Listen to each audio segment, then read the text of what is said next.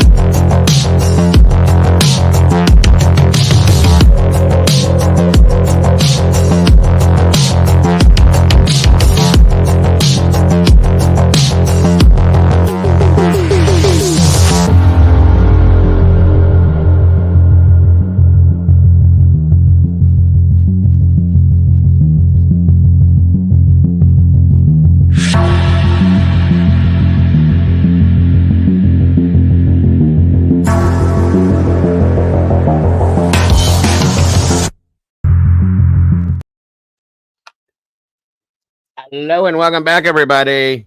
Great to see you back here in the house at the True Crime Cafe once again. I hope I didn't interrupt anything and have anybody running in circles, but you are back, and that's what matters. And I appreciate each and every single one of you guys.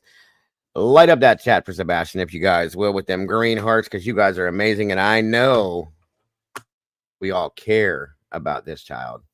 We have all spoken about this child on a regular basis. Mom, by the way, I left you a link in Discord if you're interested. If not, I understand. That's okay. Again, guys, I was given some information when it was live in the last show, which was a very important topic. And I'm so grateful for Miss Nina joining me today for that topic. And it's something that we're going to be rolling into more and more and more every time we see something. Very important. Hold on, guys.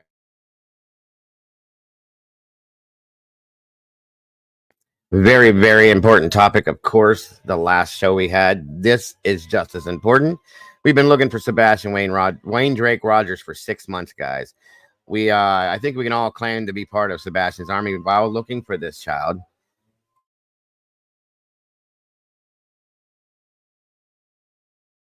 One second, folks. I think there's somebody outside of my area here using a blower or something, and it's making a lot of noise.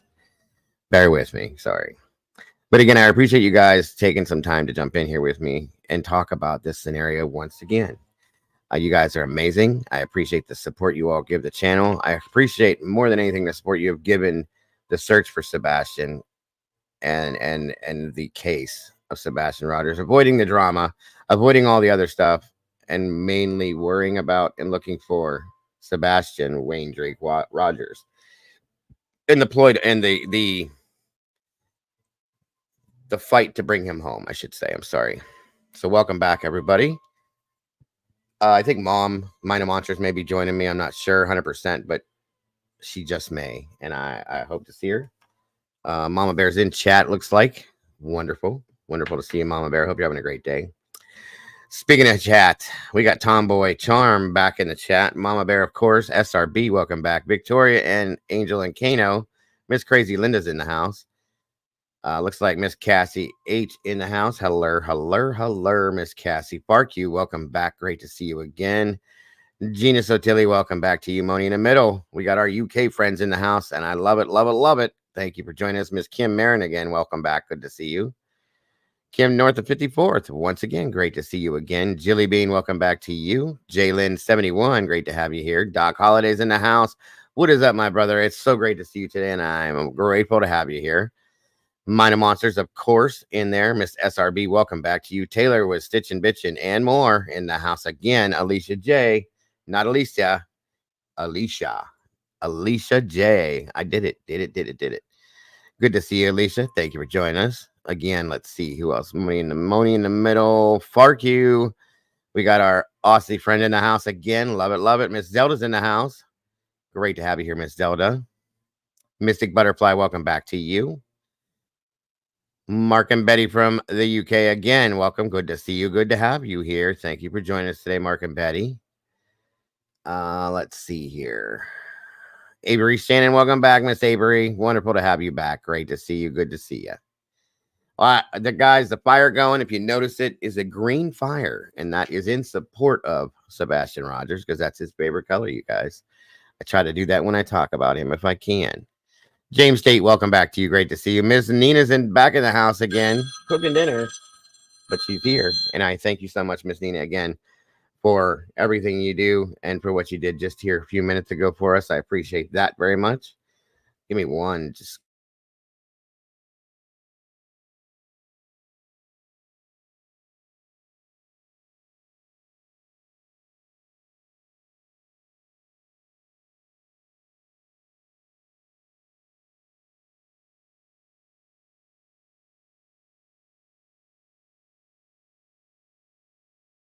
let's see. I think I got almost everybody. If I didn't, there's Groot. Welcome back, Groot. Great to see ya.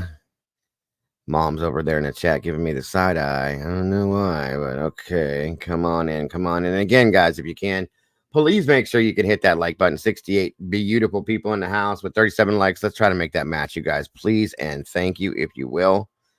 Roseanne Scotty, good to see you. Good to have you here. I think I said that right. Scotty, I hope. I do believe I did. Abracadabra. Boo. There's Mom. Good to see you, Mom. Thank you for joining us. Hello. Hello.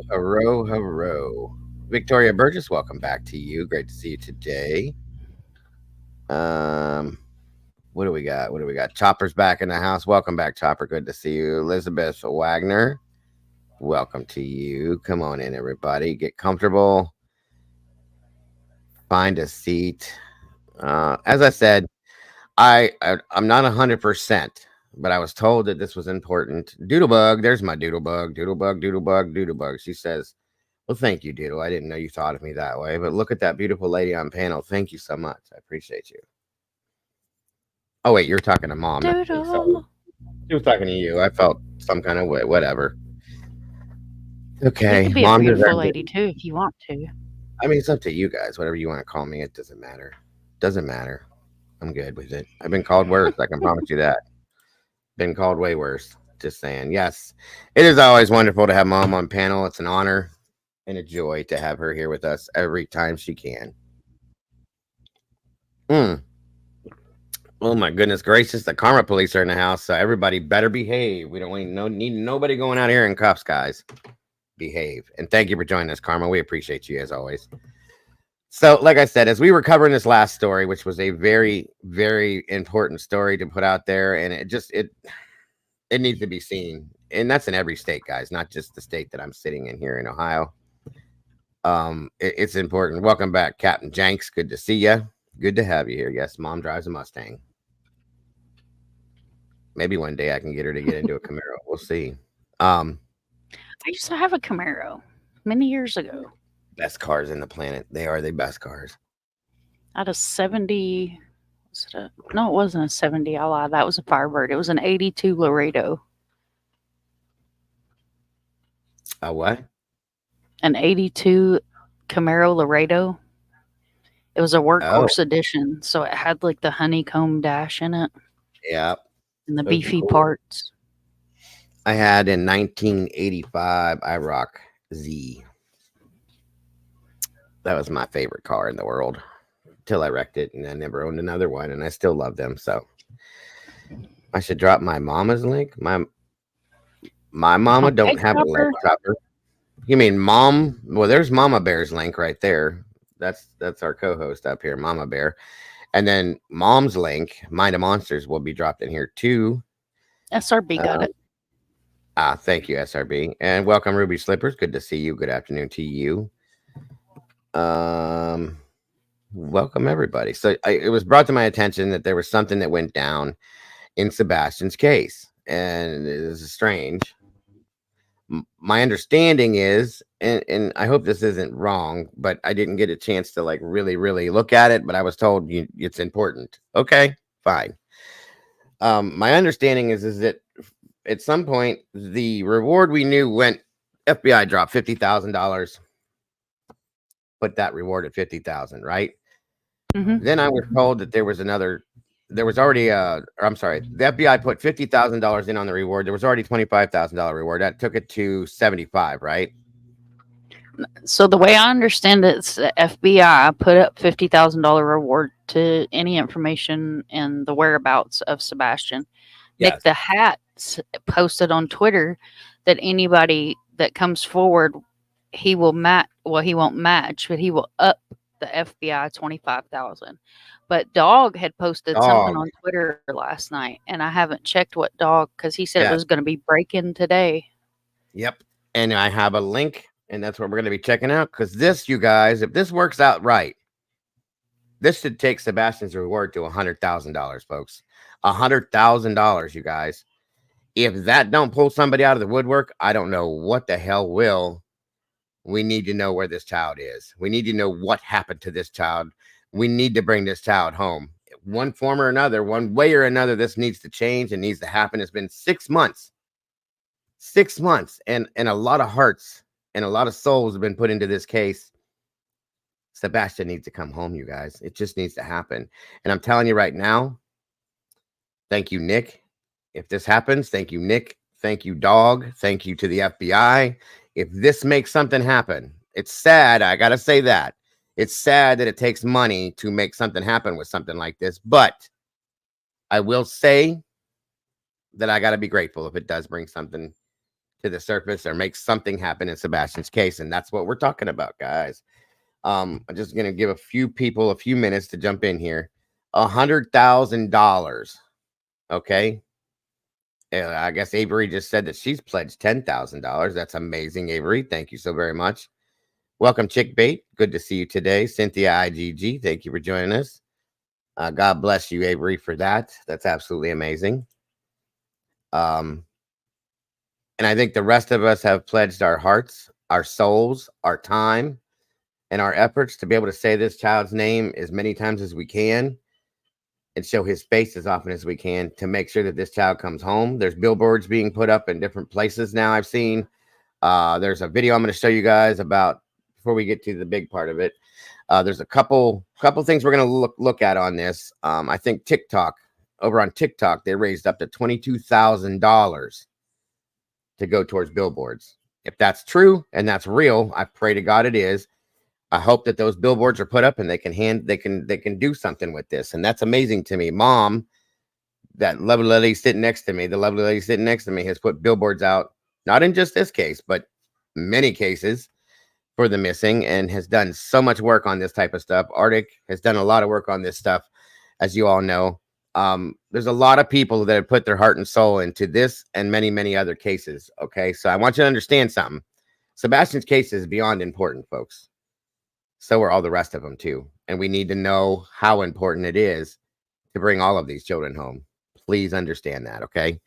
Today we're talking about Sebastian, but I'm just telling you there's a lot of people, a lot of amazing creators out here, advocates, because I don't like to use that word for specific people, sorry, that do what they do for one and only reason, is to bring these children home and these people that are missing home. That's the only reason. There's nothing else, okay? Understand that. Ange Carter, welcome. Good to see you. Walt Harris, welcome back. Amen to that, Chopper. That's exactly the point I'm trying to make. I want Sebastian found, but I want the other 459,999 other missing kids found as well. Amen, and God bless for that one. Yes. That's what I'm saying, Miss Linda. If 100,000 cannot make someone talk, the FBI posting the initial award is what changed my mind on yes, there is foul play involved. I respect your opinion. Doesn't mean any of the parents, absolutely, but none of them are off the table, and that is true as well. Welcome, Noni. Good to see you today, dear. I hope you're doing well. Um, I really do appreciate you. So let's see here. Thank you, Chick. I appreciate that very much. You being here is enough. I promise you that. That's fine. That's fine. No problem. And Aaron B, welcome, my brother. Good to see you. I hope you're doing well today. Let's see. I think I got everybody. If I didn't, guys, please don't take it personal. I just didn't see you, and I will catch up with you. That I promise. 92 people in here with 54 likes. Can we please make that match? And that goes for anybody that's out there just kind of watching out in the hallway. Just hit the like button. It's all you got to do. It's right there on the right-hand side. Poke it, knuckle it, punch it, kick it, lick it, whatever you got to do. Just hit that button so we can get this in algorithm. Everybody can see it, please. I appreciate that very much. And leave a little bit of your DNA on this button so that we can find you whenever we need to. Welcome, Yoshi Girl. Former Jelly Bean took a break. It was getting to. I get it. Love your hair. And welcome back. I like your name too, Yoshi Girl. That's cool. Miss Paula's in the house. Thank you, Miss Paula, for sending me the info that you send me and doing the things you do. You guys are amazing. All of you. Thank you to the Blue Crew for being here as always. And thank you, Mom. Where'd that go? Boom. Right there. Yes, this is who we're talking about. Sebastian Wayne Drake Rogers, age 15, 5'5", 120 pounds. The last clothing he was seen wearing was a long sleeve black shirt with a print on the front of it that was either Minecraft, Star Wars. Can't remember, but I remember there was another one that it could have been. Black sweatpants with white stripes on the sides. And unfortunately, no shoes is what we were told. Missing from Hendersonville, Tennessee since February 26th. He's an autistic child, by the way, you guys. He also has chromosome 6 deletion. Or no, how am I saying? I'm saying that wrong. How do you say that, Mom? Yes, chromosome 6 deletion syndrome. I think that's what it's called. It's another medical problem that he has. I'll just put it that way. And it's a serious thing, guys. It can be. And he's been out here for 6. That's okay. He's been out here for 6 months, guys. Chromosomal deletion. That's it. Thank you. Sorry about that. And he's been out here for 6 months with nothing. Nothing. No videos, no nothing. There's just nothing. No sightings, no nothing. That's insane to me. Just saying. So something has to give. So I'm going to show these couple other things, and we're going to get to that last part that I brought you all in here for and move forward from it.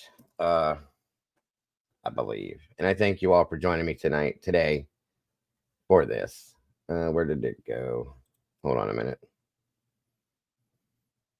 Let's go with this one. Again, like I explained, from my understanding, based on what this here says, TikTok, of course, TikTok has been quite involved in this as well.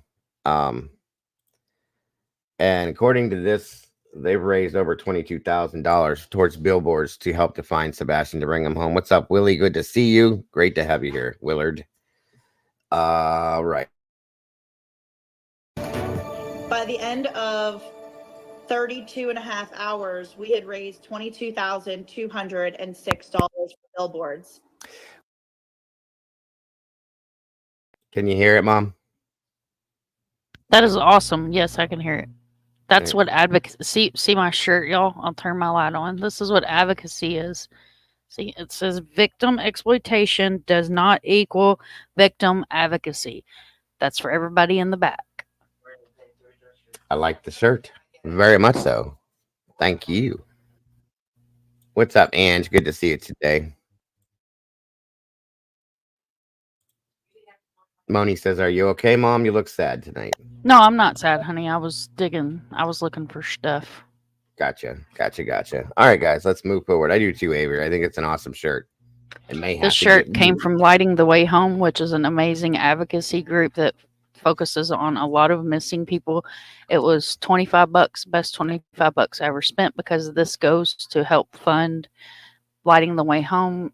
That they work with Oakley Carlson and a numerous amount of other families There's some amazing ladies based out of the East Coast. Awesome. That is awesome. I love it. Love it. Love it. All right. All right. All right. Sorry to interrupt.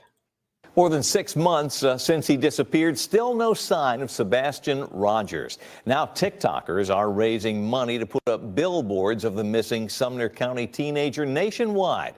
Good evening, everybody. I'm Scott Couch. Megan has the night off. Billboards aren't just the latest effort to find out what happened to this 15-year-old with autism. Fox 17 News' Caitlin Miller's now live at the Sumner County Sheriff's Department in Gallatin with how social media creators are keeping this search in the spotlight. Yes, well, the two TikTokers said that they had no intention on making this a big social media push to raise money. But one of the TikTokers was going live and saying how they were going to match the other's donation. And then other people chimed in saying they wanted to donate. And next thing you know, they were raising more than $20,000 for Sebastian Rogers. They're known as Barbecue Lady and Tammy on TikTok. The two decided to help fund a billboard for missing Sumner County teen Sebastian Rogers. The autistic boy vanished without a trace on February 25th.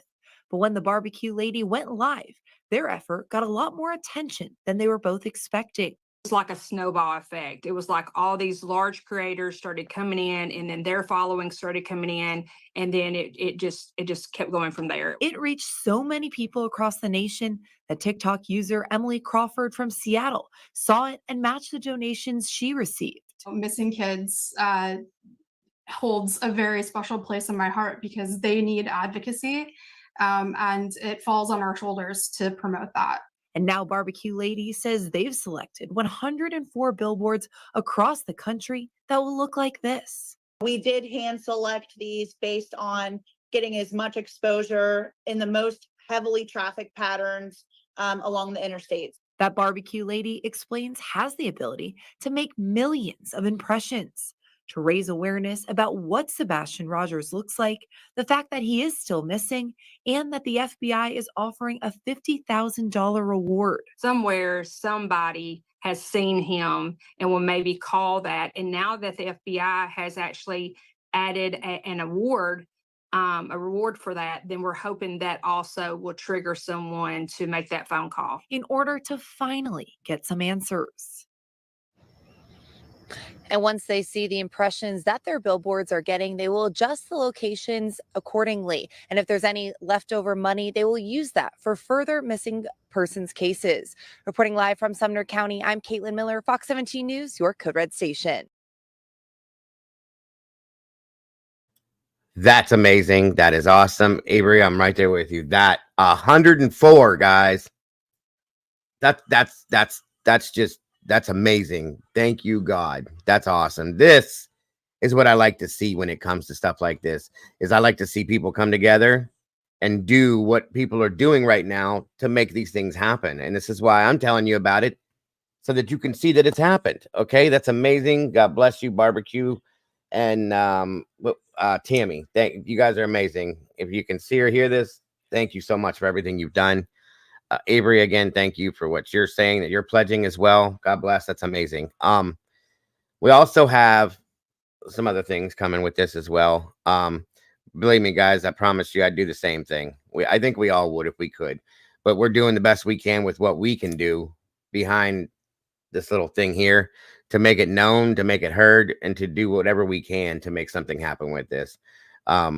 This lady here next to me has done some amazing things in the world of missing people and missing children, guys. She really has. So please don't ever think that there's people out here that don't care, because this woman herself, alone by herself, has done some amazing feats.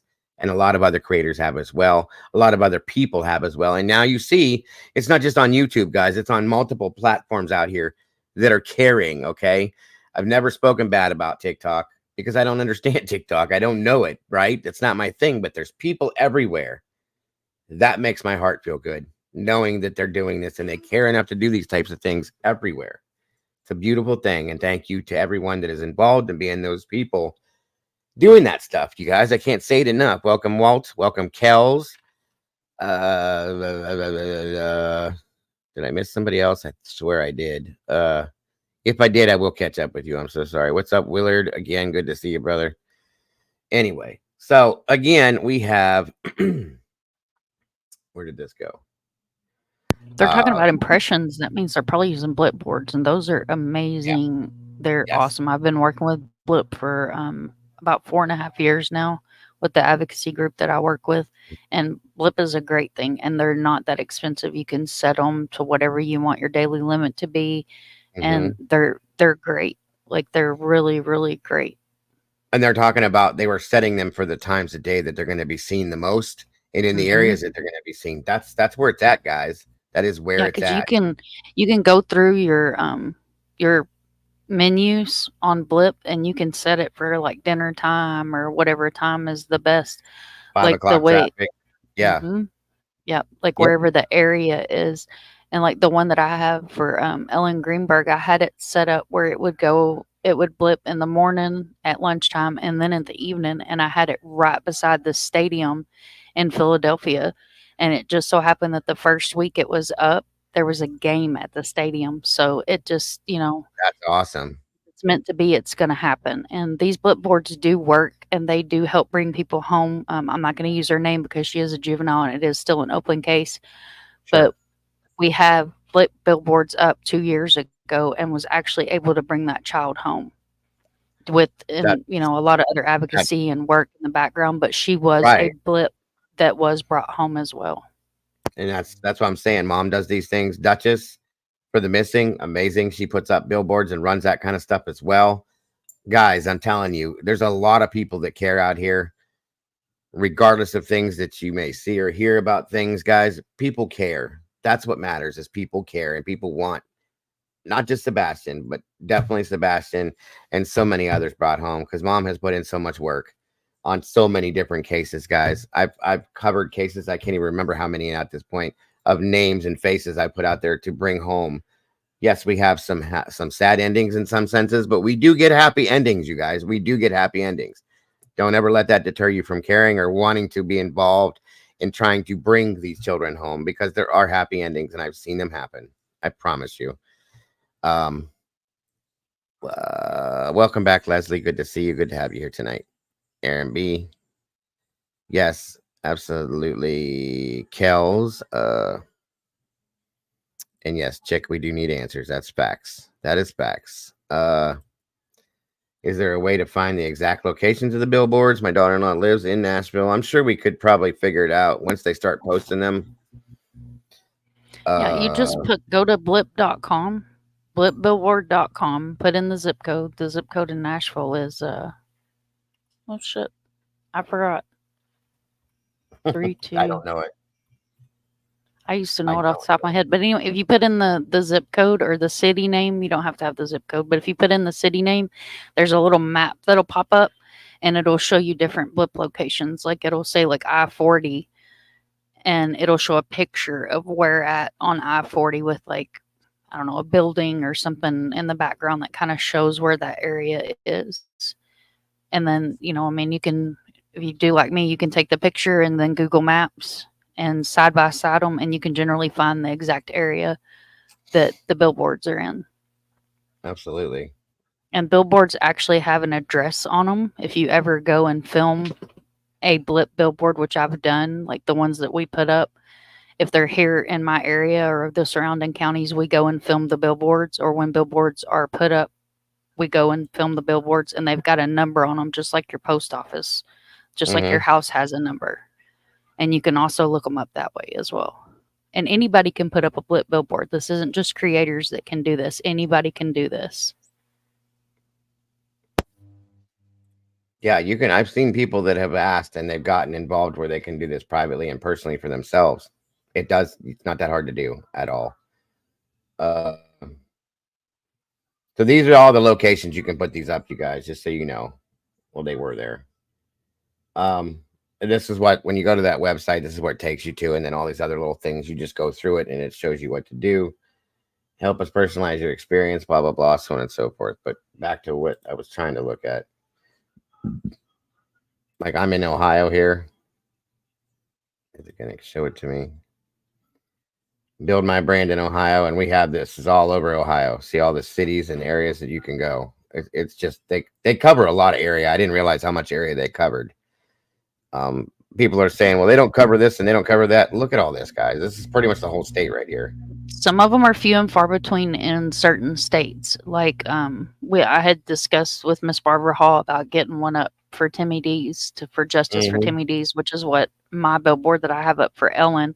That's not a part of the advocacy group. It's one that I have on my Blip account. And with just seeking justice, it has to have certain things on there, like a phone number, an email, or a Facebook group or something like that in order for Blip to approve it.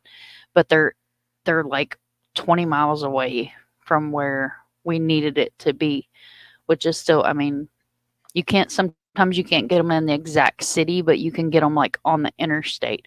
And some of them are two-sided. Like the one we have up for Michaela Standridge in Washington is two-sided. So you go down this side of the interstate, you see it on this side and the other side. And then coming back this way, there's another one on the other side, like a half a mile down. Yeah, absolutely. You're absolutely welcome, Noni. No worries whatsoever. By the way, guys, I had that up on the screen real quick. Let me back it back up. Welcome, Steven. Good to see you. That right there, type that in, Google, whatever you use. That's what took me to where I was at right there, if you want to use that, guys. So, all right, let's check. Hey, V, welcome back. Good to see you. Let's check this out here real quick, and on we'll go. Let me know if you can hear this, by the way. This morning from the parents of Sebastian Rogers. He's the 15-year-old boy, of course, who went missing from his home in Hendersonville 6 months ago now. And now his loved ones are weighing in on an increase in reward money being offered in an effort to find him. Brianna Hamblin's joining us live now with more on.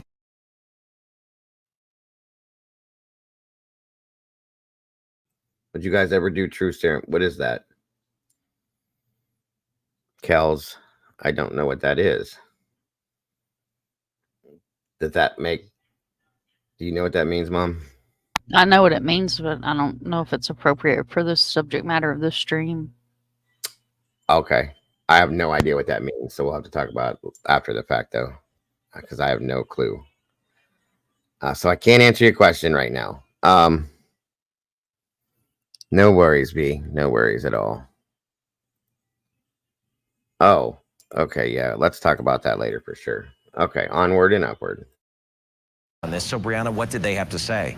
Ben, Sebastian's mother and stepfather are thanking the FBI for the reward money.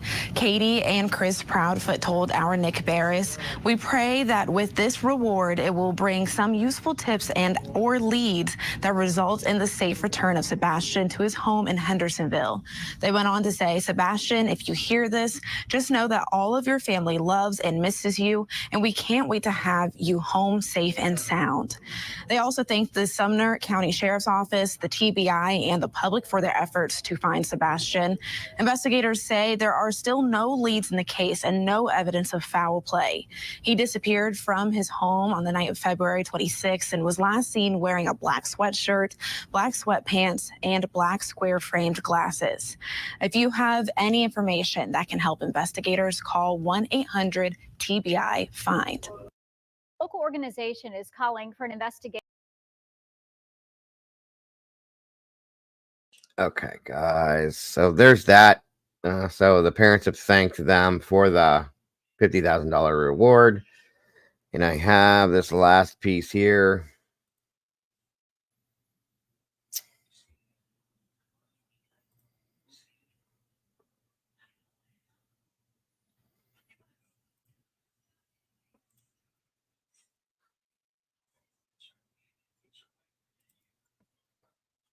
Okay. Let's see. It seems some of you guys must have known about this already. Again, guys, on your way through the door, if you can, please hit that like button so we can hit that algorithm and let the whole world see this, because it's very important stuff. So the article that was sent to me, it reads, "At Night, Private Intelligence Agency and Dog the Bounty Hunter amplify reward to $100,000 for Sebastian Rogers case." This was released as of September 4th, which was today. And it's stated for immediately release. It says, Philadelphia, PA, 4 September 24, in a strategic initiative to intensify the search for Sebastian Wayne Drake Rogers, who has been missing since February 26th of 2024. From Sumner County, Tennessee, the At Night Private Intelligence Agency has established a significant reward of $50,000 for information leading to the whereabouts of the missing teenager, in addition to the apprehension, arrest, and prosecution of the individual responsible. Furthermore, At Night is working in collaboration with the legendary Dog the Bounty Hunter and Nick the Hat to gather evidence. You guys know who Nick is. I've worked with Nick when we have a manhunt going on for an escaped inmate, so on and so forth. I brought some of his information and used that to bring the shows to you to find people that we're looking for. Thank you, Kels. So that's who Nick is. We all know who Dog is, I'm sure. At Night has retained a private individual or entity to provide services to Seth Rogers, the father of Sebastian Rogers, to assist in the search for Sebastian and facilitate the arrest and prosecution of the individual responsible for his disappearance. This collaboration is contingent on Seth Rogers' full and continued cooperation, which he has already demonstrated. At Night will act independently from law enforcement, applying its own rigorous protocols and treating all persons of interest with equal scrutiny. Information will be shared with federal law enforcement officials in real time, ensuring a cohesive and transparent flow of actionable intelligence throughout the investigation. At Night's commitment to the case involves deploying an array of advanced investigative techniques and methodologies. This includes conducting various tests such as hypothesization and the strategic use of psychoactive compounds, ethanol, scopolamine, oh Lord, I hate this, quinaclidenol, benzolate, midazolam, okay, that word there, sodium thiopental and amobarbitol. Jesus, sorry guys. Among others, these substances employed in controlled settings are part of At Night's approach to extract critical information from subjects who may be otherwise unwilling to unable cooperate. This is interesting. Good Lord, I've never heard of this before. At Night is augmenting the existing $50,000 reward with, an additional $50,000, bringing the total bounty for the information to $100,000. This enhanced reward is designed to encourage the public to come forward with any information that could lead directly to Sebastian's recovery and the conviction of individuals involved in his disappearance. At Night, renowned among the elite for their discretion and effectiveness, has been retained to assist the family and is now stepping into the spotlight to aid in the search for Sebastian. Announced Joseph Lesniak, counsel for At Night Intelligence Agency. Dog and Nick, their commitment is unwavering to leverage every tool, every contact, and every piece of intelligence at their disposal to unravel this mystery. At Night pledges to deploy their full spectrum of intelligence and operational capabilities in the quest for answers and closure for Sebastian's family. If you have any information, please contact Dog the Bounty Hunter's office official tip line at 833-TELL-DOG, 833-835-5464, or Nick the Hat directly by texting 332-252-3636. At Night Intelligence is actively supporting the search for Sebastian by deploying additional resources to locate him, working independently from state officials. And for media and local legal inquiries, direct your communications to Joseph Lesniak, corporate counsel for At Night and its affiliates. And there's the information there for him. Again, there we go with a very nice missing poster. It's got multiple pictures of Sebastian in multiple phases and looks in his life, which I think is an amazing thing. Let's see here. So, okay, I'm going to chime in. Yes, ma'am. Go ahead, please, and thank you. Great that Dog is putting up $50,000 to bring the reward to $100,000. But if you can hear the sound of my voice, do not call Dog with tips. Do not call Nick the Hat with tips. No. I'll post it again. Call the TBI or the FBI. Yes. Do not call the two of them with tips. Listen, guys, Please. this is, and I've said this before. I've said the same thing she's saying. This is not meant disrespectful. Dog is a bounty hunter, but he's a TV star, and Nick is not law enforcement. Okay, he's not, and no disrespect to Nick either. Contact TBI, contact the FBI, contact Sumner County. Any one of those. Don't contact anybody else. Don't call me. Don't call mom. Don't call anybody but those three guys, because that's exactly you can't. That's not the way it's supposed to be done. That's all I'm saying. TBI, fine. Thank you, mom. All right, he's back. Yes, sir. Hold on 1 second, brother.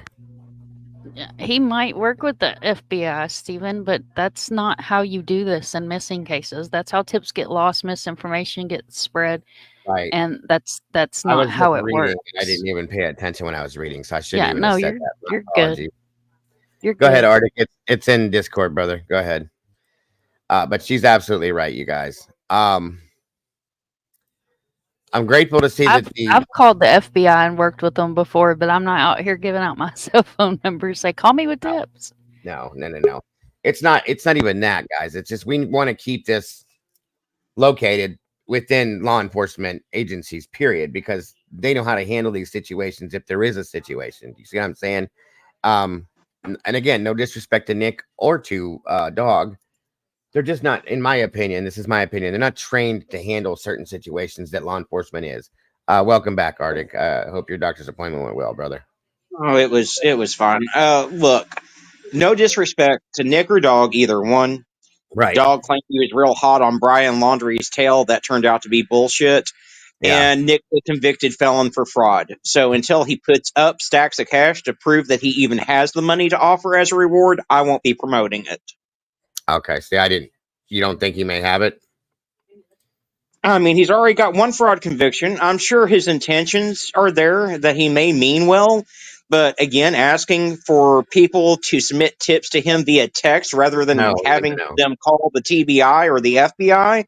And like I said, we've seen all kinds of fraudery going afoot, in this case already. So what's to prevent, we had a reward for $3,500 that turned out to be bullshit that never took place. So, that's true. Very until he provides documentation or facts or something to prove that he actually has the funds, I'm not comfortable promoting that. Gotcha. It makes sense. Like I said, I was reading what I was reading. I just didn't stop when I saw that part for some reason, so I probably shouldn't have. Again, like I just said, like mom said, and basically what Arctic said, if you have a tip, if you have any information, FBI, TBI, Sumner County, that's the only places. Truly, at this point, I would say FBI is your best bet, period, at this point, because they've kind of come in and taken the lead, so on and so forth. So this was the link to that attorney at that point. Do you, either one of you, know anything about this at-night private intelligence agency and what this whole, Dog and Nick aside, what this whole methodology scenario is all about and why this may have been brought in? I don't. I've never heard of this before. That's why I'm asking, because this is new for me. Is that his company? Nah, I don't think so. This is a separate entity altogether from what I was just reading and trying to understand. Counsel, this is the attorney for At Night Intelligence Agency, Dog and Nick, their commitment. Okay. Does that mean that that's their place? At Night Intelligence Agency, Dog, and Nick, their commitment is unwavering to leverage every tool. I don't know, but I've never heard of an at-night intelligence agency before now. And they're talking about some kind of a chemical compound here? That's different. Definitely different. I was just excited to see that they're throwing the reward up to $100,000, and I'm thinking, okay, that's amazing, and that may very well help to bring him home. But this other stuff, I'm not really understanding a whole lot. Well, and again, that's if they have the funds to back it up, which I've seen no documentation of. Well, I'm sure the Dog probably does. Nick, I don't know. I don't know anything about him in that sense. again, I've used his resources to when we're doing manhunts looking for escaped prisoners and stuff like that. But I don't know. So okay, but hopefully this is something that will take place. Hopefully it will bring somebody forward, possibly just even seeing this. But Arctic has a good point, you guys. You got to think about that. There's no documentation proving that that's possible to begin with. So, just saying. I'm skeptical of anyone that asks people to text leads to them or to call anyone other than the TBI or the FBI. Yeah, I can agree. It makes you wonder who they're working for. Are they working for Seth Rogers? Because that's a very Seth Rogers thing to do. He had his own tip line set up too. Very true. Very true. Wait, One World Corp. That's what this is based on. It's called the One World Corp at Night Private Intelligence. Maybe this is their own personal thing or something, but I've never heard of this place. But no, he that's absolutely, like I said, I was just reading down to the very bottom. But no, you would not want to. Well, okay, guys, remember this. When it came out, when Tony came out and all that stuff, and they started coming up with their own tip line because he wanted the tips to come directly to him. That's not how law enforcement works, folks. That's not how this works at all. And I know you guys all know that. You want everything to go to law enforcement and to the law enforcement agencies that are out there working the case itself. So please disregard this last part down here completely, in my opinion. No, no. That's just not comfortable for me or obviously anybody else at this point. And I don't know why. Let me ask this question, because you two have been doing this a lot longer than I have as far as this type of stuff goes. And I have no qualms with asking you, why would law enforcement, FBI, or TBI allow for this to be posted? Or even allow for this to happen like this? Is this something that you think that they've all been working in, they're working together with them, or No. no? I anyone can post anything on social media. We know that. Look at the fuckery that's already taken place in this case. But we haven't seen the FBI come out and endorse this other $50,000 that's out there, which I feel if it was a legit reward, they would be like, thanks to the gracious donation of such and such and such and such, we can now say that there's a grand total of $100,000 being offered for Sebastian's return. They haven't done that yet. Gotcha. Okay. So, makes sense. And I see the news can put anything out as well, you guys, as we all know that. So maybe until law enforcement says, hey, this is what's happening, we're working in conjunction with, well, yeah, maybe that would make more sense. So again, I wanted to bring this to you because it was brought to me that they're saying that the reward went up, and if it's a good thing and it works, then that's great. But again, that's a great point that Arctic just made. Let's see what FBI says or anything, or even TBI for that matter, to see if they relate to this and say that this is what's going on now. That would be a lot more comfortable for me as well, to be honest with you guys. So, 1 second, folks.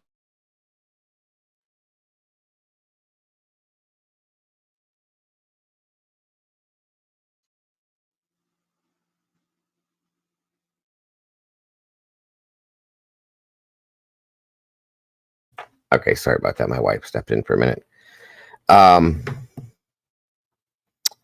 Let me check something here.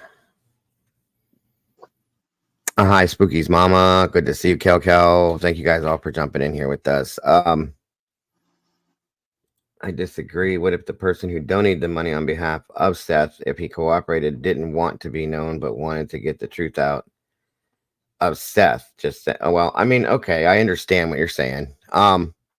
But again, I'm as Arctic said what he said, it started to turn the wheel in my head now, and I gotta wonder. But Paula, we don't even know that Seth had anything to do with Sebastian's disappearance. That's just sheer speculation. Law enforcement hasn't said that they believe Seth's involved. So until that time comes, we can't put fault on any of the parents right now. And is that what that's reading like? Is that they're saying that Seth knows something and they're gonna give him this, whatever this is, to make that happen? Or is it, see, that's how I wasn't reading that and understanding that clearly. Is that what that means? Or are they saying that they're working for Seth, and anybody that see, this is what I don't understand about this in some sense. Hey, It sounds to me, I mean, my take, it sounds like they're working for Seth, is what it sounds like to me. yeah, and like I said, going back and running that through my head again, that's kind of what I'm wondering now. And isn't that interfering with an investigation along with TBI and the FBI in that sense, though? Now that I think of it, Yeah, I don't know. I don't know. Well, I don't mean, know. technically, if you want to get real about it, when Seth had his own tip line going through Tony, that could have been considered interference in an investigation too. That's true. Yeah. I understand that, but what I'm saying is that whoever donated this on his behalf, if he cooperated, probably thinks he knows. Oh, well, I mean, that's possible too, but law enforcement hasn't said that yet. So that's where we have to kind of be careful with that, I think. That makes some sense. I get what you're saying. I mean, I'm going to be Again, real. Seth has done some really shady shit. And I don't like the man. Right. Just like I don't like the Wells, but that doesn't mean, he's still the parent of a missing child, just as the Wells are still parents of a missing child. And we don't have any hard evidence that any of them had anything to do with their children's disappearance. So Sure. And then again, if they're working for Seth, why would they say that the reward is only donated if he cooperates? Okay. I still think, and I agree with two sides of this. Honestly, I'm kind of in the middle of it, but I think there should be proof. Anybody that's going to donate something like this, $50,000 is a lot of money. If you're going to donate something like that, you should be able to show or put up something to say, hey, here it is. If this happens, then this is what we're doing. That would be my opinion at this point too. I understand what you're saying, Paula. It is a little strange, and this is a weird situation, very strange situation. And again, that's kind of why I'm doing this. Like, what's going on here? Does anybody have any ideas? What are your guys' thoughts? It's a little sketchy in a sense, but I'm kind of waiting to see if law enforcement were to make a statement on this, you guys. If they come out within the next 24 or 42 hours or 48 hours, sorry, 42, and say, hey, don't pay no attention to this, or hey, this is legitimate, guys, and this is what's going on, I think I'd feel more comfortable.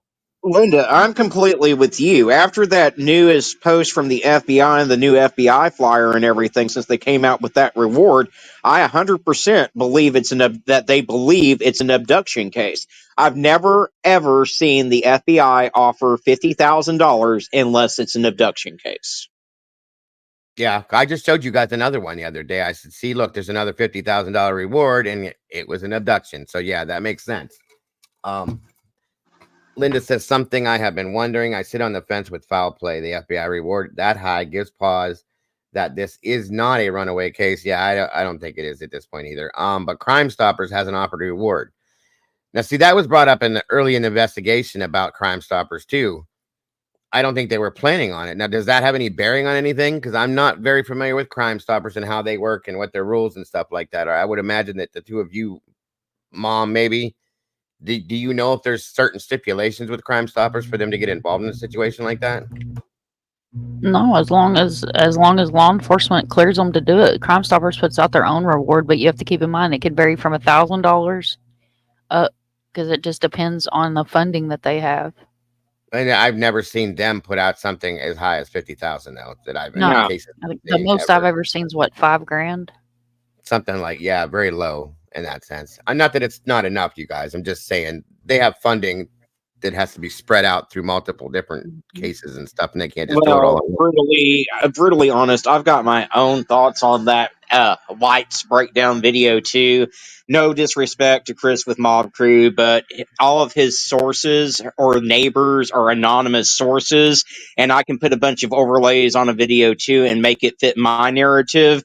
If he actually had the neighbors on his channel willing to come forward and give their names or show their faces, I'd be a whole lot more comfortable with it. But right now, we've seen so much fuckery in this case with fake neighbors, fake cousins, fake everything else, that I am leery of someone coming forward with, oh, well, I talked to a neighbor and him working with, oh my God, my mind just went blank. It's okay. It happens. Jago, you know who I'm talking about. Crabtree. Yes. Yeah, Stephen Crabtree. Sorry. That really does not lend any credence to my belief in, and they're trying to paint a narrative against Chris and Katie, and it's completely one-sided. It's kind of the same issue that I had with the videos that the Lore Lodge did on this case. They didn't look at all of Seth's shady shit. They just tried to paint everything against, Chris and Katie. So, And as I stated when I was reviewing the whole the thing that Mob Crew did, I told you guys I'm not picking either side. I like what he did with that video. I like how he broke it down with the lights and all that. It was great. It was interesting. It got me excited about the possibility of there being a plausible explanation for what happened to that child that night. That doesn't mean that I am saying that Chris or Katie did it or Seth did it, because I'm not. I can't do that until law enforcement puts that out, you guys. And I don't think any of us can. And that's been done so much already. It doesn't make this any better. We don't know that until they tell us. Again, I've said I'm not clearing in my mind either one of them, any of the three of them. They're all out there as far as I'm concerned. The only thing I liked about that video and I supported was that the way it was broke down, it makes the most sense to me. If that video is what it is, sure, I'm down for that. Okay. I don't think anybody and I told you guys when I was saying that, I don't think either one of the parents, any of the parents, did anything to harm him. I personally don't. That's my opinion. And I'm not going after any of them. I just want to see. And I said also that I think that law enforcement very possibly could have some information. Okay. FBI specifically. That's why we have a reward now, I think. And then we have the possibility that this vehicle was there, possibly. That's an abduction, in my opinion. And that all goes together and it makes sense to me. The thing is we haven't had any more on this. We haven't had a law enforcement come out, and they're not going to come out and tell us if that's their key. You know what I mean? That's going to ruin the whole situation. Exactly. And I've seen a lot of people speculating because the new flyer says that Sebastian has ties to Clarksville, and they're trying to indicate that that means that Seth is involved. No, because if Sebastian got upset, and let's say he heard Chris and Katie arguing about something and it upset him, it's possible that Sebastian could try to go to his dad. And so he does have ties to Clarksville. That doesn't mean that Seth's involved with this in any way, shape, or form. No, not at all. Right. SRB, I saw it in a different light though. And I think a lot of people did. I get that. Yes, I agree. It only led me more to believe that he was indeed lured away. It didn't really make me point at C and K, kind of less pointed to others, kind of less and pointed to others. When I look at that situation, it took me as it could be somebody that he met online that whole thing was set up for. That's where I was going with it. Okay. Because it's right there. It could be somebody who met on. Go ahead. Sorry. Well, no, I'm not trying. My initial theory from the jump was that he had been lured away online because of how involved he is in gaming and everything, and that still may be true. But it's either that or he was abducted. That would be an abduction of sorts if he was lured away from the house. That's what I mean, firmly right. believe that they believe that he was abducted. I do not think that they believe any of the parents are involved, just as they've been saying all along. They've all been cooperative. Supposedly, they've all passed polygraph tests. So, until law enforcement comes out and says differently, I have to go with they don't believe that the parents are involved. Okay. And yeah, I can respect that 100%. Yes, sir. And then Paula again, and it does, but I don't think it means in that sense. Paula says that, does this document not say that the reward is contingent on Seth's cooperation? Did I hear that wrong? No, that is what it says. But what does that mean as far as his cooperation? Because it said thus far he has cooperated. Now, does that mean as in the way he's been with law enforcement thus far? Does that mean with being open and honest to the situations that he's put out there so far and revolving around him or anything else? Or does it mean something completely different? That's where it's hard to understand that. That's why I was struggling to understand it. Obviously, are saying that they're going to get involved as long as he is cooperative. Okay. But they're also saying that he has been thus far. Well, depending on who you are, you could look at that different ways. Because I've seen in some senses where he very possibly, yes, was cooperating. But in other senses, I've saw that he wasn't cooperating in some ways. So I guess it depends on who you are and how you look at it. The point is, whatever agreement they've come to, I don't know per se that they're working with Seth or if they're working for Seth. Okay, we don't know that. I'm waiting to see more about this, to be honest with you, to see exactly what this is, so I can kind of completely process what it is. If it's true, I'll say this: if it's true, it's great. That's great, because we all know that money does everything, and it brings people out of the woodwork, so on and so forth. Somebody sees $100,000, that could very possibly draw somebody out. The thing is, guys, is we could sit here for another 6 months with nothing, even after this money has been promised. Okay. What does that say? Not about the money. It's not about anything like that. It's something altogether different. That's the problem with this. And that's the sad part behind this. That's what I worry about. It is exciting to an extent. If that happens, I'm excited for it. If it happens. But again, there's nothing proving that that can happen. You know, I mean, like I said, I'm sure Dog can afford to do something like that. Okay. I don't know Nick like that. I don't know, I don't need to. That's his business. If you can, amazing. That's great. We're not going to know that until something goes down, though. That's where it's going to come into play and where it's all going to be said. We can't say anything until then. You know what I mean? My biggest thing with this at this point now, with everything that's been said, and I appreciate your input, Arctic, because it makes me see things in different ways too, is that if we get something from law enforcement that pertains to this, that's going to kind of solidify it for me a little bit more. Or if there's some kind of proof given that this is going to happen this way, then that will be a little bit more comforting to me. I'll just say, I'm not saying this isn't a good thing. Don't get me wrong. Just saying, I just kind of want to see how this works. You know what I mean? And that's the thing, Paula. I don't think anybody knows, because it doesn't really tell you that. I've seen Nick out all over the place. Like I said, I've worked with him when Danilo Cavalcante went out on the run, when Joshua Zimmerman was on the run, all that kind of stuff. That's it. I don't know anything else about him. I don't know what else he's done. You know, Arctic just mentioned that there was a charge behind something that he did. So I don't know about all that stuff, unfortunately. But that doesn't mean somebody's a horrible person, but it just means that you need to take a step back and take a look at things more than once. That's all I'm saying, in my opinion, at least.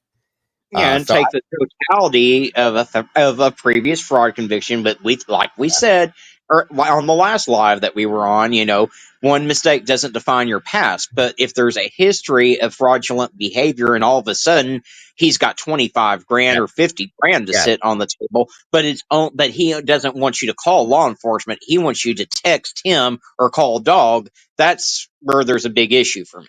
And that's what I don't understand too. I'm glad that you brought that into perspective, to be honest with you. So yeah, that makes perfect sense. Where are we at here? Mom, I have a question for you about Theris. Where's the fence in his video? Sebastian's backyard was fenced in. Saris? What is Saris? I don't. What is Saris, Victoria? I'm not familiar.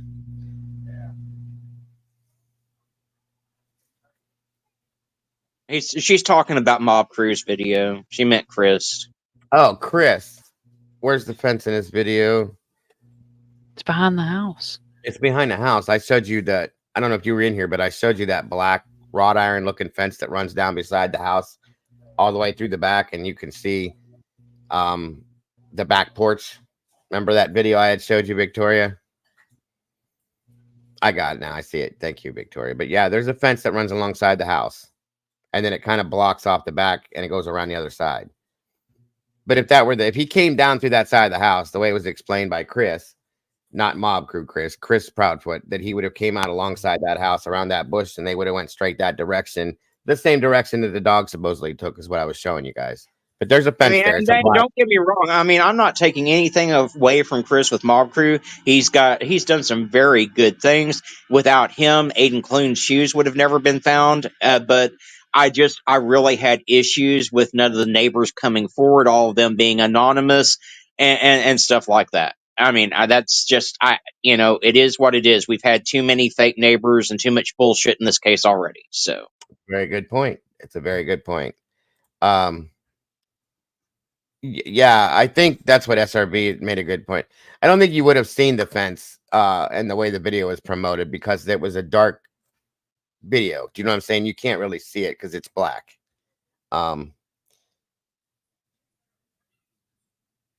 Right. Yeah. So, and the fence wouldn't have prevented anything if that was the case, because you can go around it, is what I'm saying. So it's not a big thing. But listen, guys, on this aspect, I think it's basically contingent on what we hear from law enforcement from this point forward, or if something happens. Say something happens now, in the next few days or whatever. That's going to say, hey, and then we'll see what comes down from that. You know what I mean? News 2 clip. Nah. Oh, that's what I was just watching, I thought. Let me see.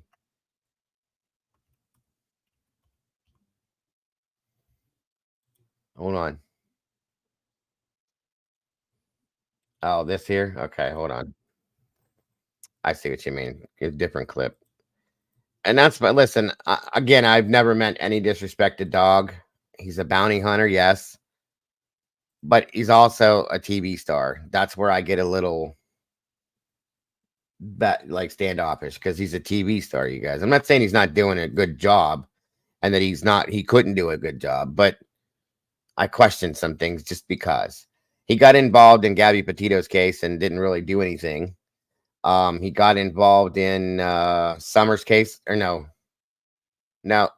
he wasn't. It was another case, but he didn't really do anything. No, he had his foot in Summer's case too. Did he? Okay, I couldn't remember, Mhm. but I know with Gabby's case, he came in like after everything was done and said, "Here I am," and I was like, "Oh, okay, bro, I get it." But anyway, he does put it. He brings awareness, or brings attention to it. But I mean, that's all I've seen, and I'm not by degrading him by any means. Don't get me wrong. Well, celebrity bounty hunter is now joining the search for missing teen Sebastian Rogers and is also raising the reward money. Several agencies, including the Sumner County Sheriff's Office, leading searches for the teen before eventually scaling back. Well, Dwayne Chapman, better known as Dog the Bounty Hunter, tells News 2's Caitlin Quisenberry his team will get answers. In the last 6 months, the Sumner County Sheriff's Office, along with several other agencies, searched for a little over a week before officials said they were scaling back to focus efforts on the investigative side. Following the search for Riley Strain, search groups like the United Cajun Navy have helped look. The outpouring was just so strong for us to stay and look for Sebastian. We said, you know what, since we're here, let's do it. But that team withdrew from search efforts with no sign of Sebastian. Bullhorn Betty, a true crime social media influencer, also joined in on the search efforts, supporting Sebastian's biological father, Seth Rogers. Our opinions are that few people have more information than what they're saying. Since Sebastian first went missing, his father, Seth, has not given up on searching for his son. The search that we're doing today is a recovery effort, and I'm praying that we don't find him. Now, celebrity bounty hunter Dwayne Chapman, known as Dog, has stepped in to help Seth. This is one of the most horrendous cases of missing children that we've ever worked on. Law enforcement has not said anything criminal happened to Sebastian, but Dog says he wants to find anyone responsible for Sebastian's disappearance. The bottom line is, if you hurt a child like this, you've got a problem. So that is the main motivation for me to be hunting who did this. Dog and his team created a new missing persons flyer for Sebastian Rogers. In it, they explain how they're working independently from law enforcement, reevaluating the information collected and following up on new leads. They also say they've added. There in itself says they're working independently from law enforcement, you guys. That's something I'm a little shaky on right there. If you're not working with law enforcement, I have to question it then, and I have to wait and see what goes on, because if you can't work with them, there's something not right, in my opinion. That's just my opinion. I don't want anybody to get upset with me. Exactly. And Leslie, you know what? Like I said, I'm not hating on Chris from Mob Crew at all. I've always supported Chris and Mob Crew. I'm just saying I'm skeptical, especially with him bringing Stephen Crabtree into the mix, because Stephen Crabtree has done some very, very questionable things to put out a lot of misinformation in this case. So, yeah. If you go back, you guys remember, sorry to interrupt you, but if you go back, guys, and remember, Stephen Crabtree's the one that said that he got inside information from a detective working the case, and they welcomed him in like with open arms, said, "Come on in, and here's what we know." Does that make any sense to anybody? This is not that he's a nobody, but he's just like you and I, you know. Hey, dude, And he also put out that false Amber Alert video saying there was a vehicle of interest when there was never a vehicle of interest or any of that. So there's that too. That's a speculation. That's not been proven by anybody. Law enforcement has never told us that that vehicle existed yet. Okay. We don't know that. You can't do stuff like that. We can speculate that, of course. We can't say for a fact that it's something factual yet, guys. That's the problem. So that right there, just hearing that working independently, if that's the case, then me or Arctic or Mom can just walk into TBI and say, "Hey, give me your info. I'm going on a hunt." We know that doesn't work that way. Come on. That's all I'm saying. Anybody can independently help. Anybody can go and search. I mean, it's smart to let law enforcement know where you are and make sure that you have some kind of a tracking device on, or your location with someone that you trust. If But not law enforcement, they're not going to give you inside information on the case, though. but no, they're not. And if you heard it right out of the first 5 seconds of this video, the celebrity. Yeah. The celebrity. Yes. And I sent through their website. Yeah. Here's the deal. No, they haven't arrested anyone other than BHB. It has been a circus, and that's because YouTubers have turned it into a fucking circus. Right. The thing of it is, I think it's going to all boil down to those electronic devices that law enforcement still has. I think that's why they're not making a lot of statements right now. I think they've got a good idea of where Sebastian is. And I know this is going to sound tinfoil hattish, that's if they don't even have Sebastian already. There have been children that have been found and they've been placed in protective custody in the past without them notifying the public that they've been found while they build a case. That's so very- there's yeah. also that option too. Yep. They don't have to notify the family if they have that child in protective custody. Especially They if do they not have have- to notify the family. That's right. Especially if they have the possibility of a criminal situation going on, they'll hold on to that child to protect that child. Thank you for bringing that up, Arctic, because that's not something that's really been talked about. That definitely can happen, guys, and I have seen that happen in the past. And please don't take that and go anywhere with it that that's a fact, because it's not. It's just a thought of something that has happened in the past, you guys. I've seen it happen. So understand that you never know. We don't know. And that's how law enforcement works in some senses too. They have to protect the child out of it all, out of everything. It's not about the families. It's not about that. It's about this child right here on the screen with us. That's what it's about. And it has to stay about that. So if they have in their midst the possibility of a criminal conspiracy, we'll say, or a criminal act that has happened, they have to do stuff like that before they can, build the case like Arctic said, and then put the charges where they belong and deal with it in that sense. So that does happen. And I'm really glad you brought that up, because I have not heard one time anybody even bring that up, Arctic, to be honest with you.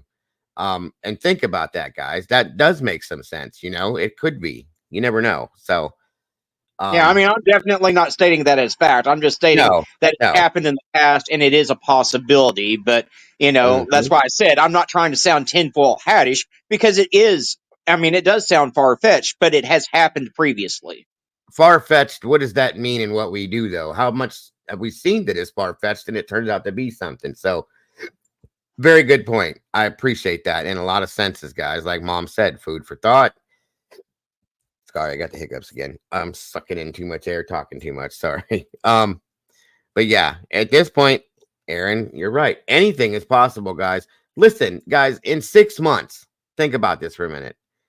In 6 months, we have not seen one video, one piece of evidence showing anything that leads to this child. Nothing. And that to most of us makes no sense, because in every other case that we've looked at, there's something that has popped out in most senses, at least. There's been nothing, guys, nothing. The last few autistic children that we've talked about on this channel that have walked away have been found within days, hours, even in some senses. either in the water somewhere or in some sense, or they've been found and it's a happy ending. We've had nothing with Sebastian, you guys, and I mean nothing, and you guys know this. So at this point, yes, Aaron, anything and everything is possible. That's all, We And just I don't. will say this too. I know of at least one case where the child was found, the father was notified because that's where he was abducted from, but the Mhm. parent was told not to put it out on public media or anything because they were still working on the investigation, and they are still currently working on it. And that came from the FBI telling the father that, and I only know the information because I've been working with the father on this case. Right. No, and And that I have makes a sense. mom, the girl that I was telling y'all that we had a billboard for, she was found and she was not returned to her mother. She was in protective custody because it is an ongoing case and an ongoing investigation. And I could message her right now, and to this day, she does not have her child because it is still an ongoing fluid investigation of exactly why she came up missing. She was told she was found, but they will not disclose her location. Exactly, and that's the case with this child too. The father still doesn't have him back because they're still building a case and investigating. They do have a suspect in the abduction, but they're still building a case. So Sure. Yeah, 100%. That makes sense. And like I said, I'm not telling you guys to not be hopeful of this situation because we don't know. This could draw somebody out, guys. This could make some kind of an impact somewhere. We don't know. I'm just telling you guys, don't like put all your eggs in one basket with this scenario. That's all I'm saying, okay? If any situation is a hopeful situation when there's been nothing, okay? I get it. I'm right there with everybody. I feel the same way. My see, heart started pumping. let me address really honest real quick. The fact that that Katie doesn't talk doesn't mean anything. Look how many cases we've had where it's one parent doing all the talking. Look at the Adam Walsh case. It was always Yeah. it was always Mr. Walsh doing all the talking in that case. Evie Walsh didn't talk because she was distraught. She was the last person to see Adam. She was at the mall with Adam when he was abducted. So, of course, she didn't do the talking. She was an emotional basket case. Look at the Morgan Nick case. Colleen Nick did all the talking in that case. Morgan's dad never said a word. And so people would go and Evie Walsh was absolutely blasted because she didn't do any talking. Same with Morgan Nick's dad, but that doesn't mean that they had anything to do with the disappearance. I mean, think about if it was your child, how hard it would be for you, especially if you were the one that was with them when they got abducted, to get in front of the cameras and do all these press conferences and everything. And think about that because Katie was the last person to see him, to be with him, and she's taken mountains of scrutiny over this and probably already has her own feelings of guilt towards this, whether she was responsible or not, guys. Okay. So therefore, in turn, I can't imagine that she would do a lot of talking anyway. Anytime I've seen her try to talk, she breaks down. Okay. So I get it. I get that part of it. And I've said that for a while too. And I agree, Leslie. Yes, missing Ryan Larson, missing over 3 years now, and again hasn't been anything with that either. So there's a lot. Dior Koontz, there's a lot of cases where we've gotten no information. There may be thoughts about things, but nothing. So yes, I agree. And that Ryan Larson case, the school needs to be held accountable because he went missing, I think it was 2021, and that school had no cameras. I could see that in 1990, but in 2021, I can't imagine a school not having any cameras to capture what direction that child headed or anything. It's absolutely ridiculous to me. It doesn't make sense. Why would you not? You have children on property that you have to watch 24 hours a day or the whole time they're on the property of the school. How do you not have cameras? I don't understand that.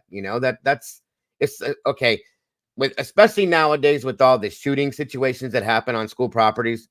You would want to have those cameras there to be able to identify situations if it goes down or goes to happen. And why didn't you? So yes, I agree that they should be held fully accountable for that situation as well.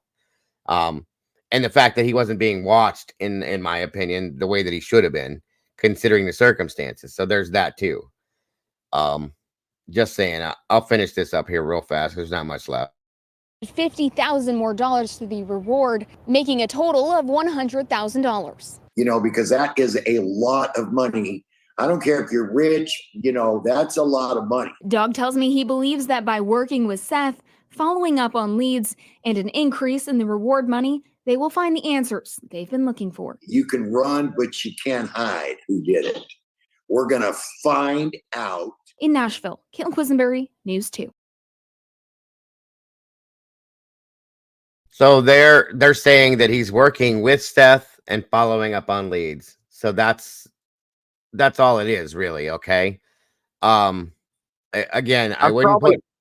I'm probably going to curse myself for saying this because it's probably going to bring it to fruition, but it's only a matter of time before Ryan Upchurch inserts himself into the case.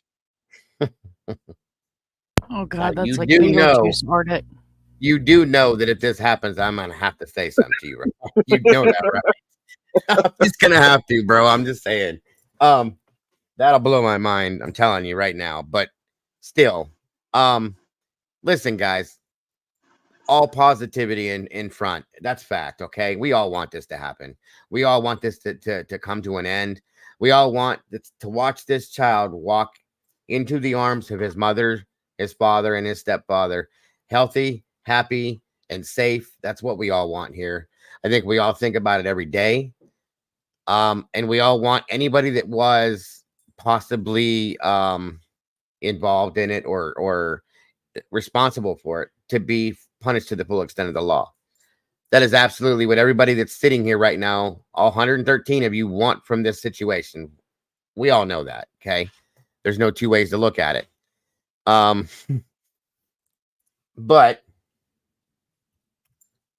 time will tell. And I hope to God, all I can say is that time is very short-lived at this point, because it's been a long time, yes. But we've looked at cases that have been, I don't know, years, folks.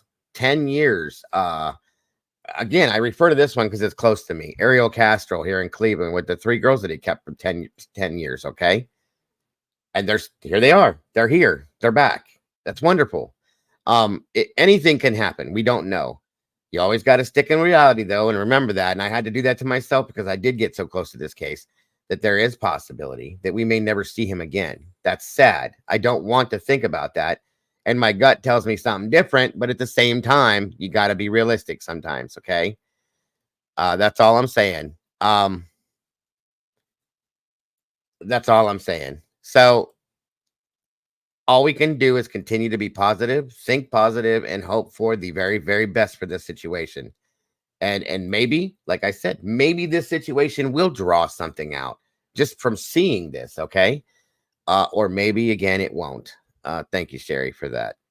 I don't know, guys. But at this point, I look at and think about any possibility, guys. Anything that can bring him home. So this case is closed at this point. Or at least he's home and they can deal with the criminal side of this if there is one. And we can continue on with just one more that's out there that there's so many of that we haven't touched on, okay? Yeah.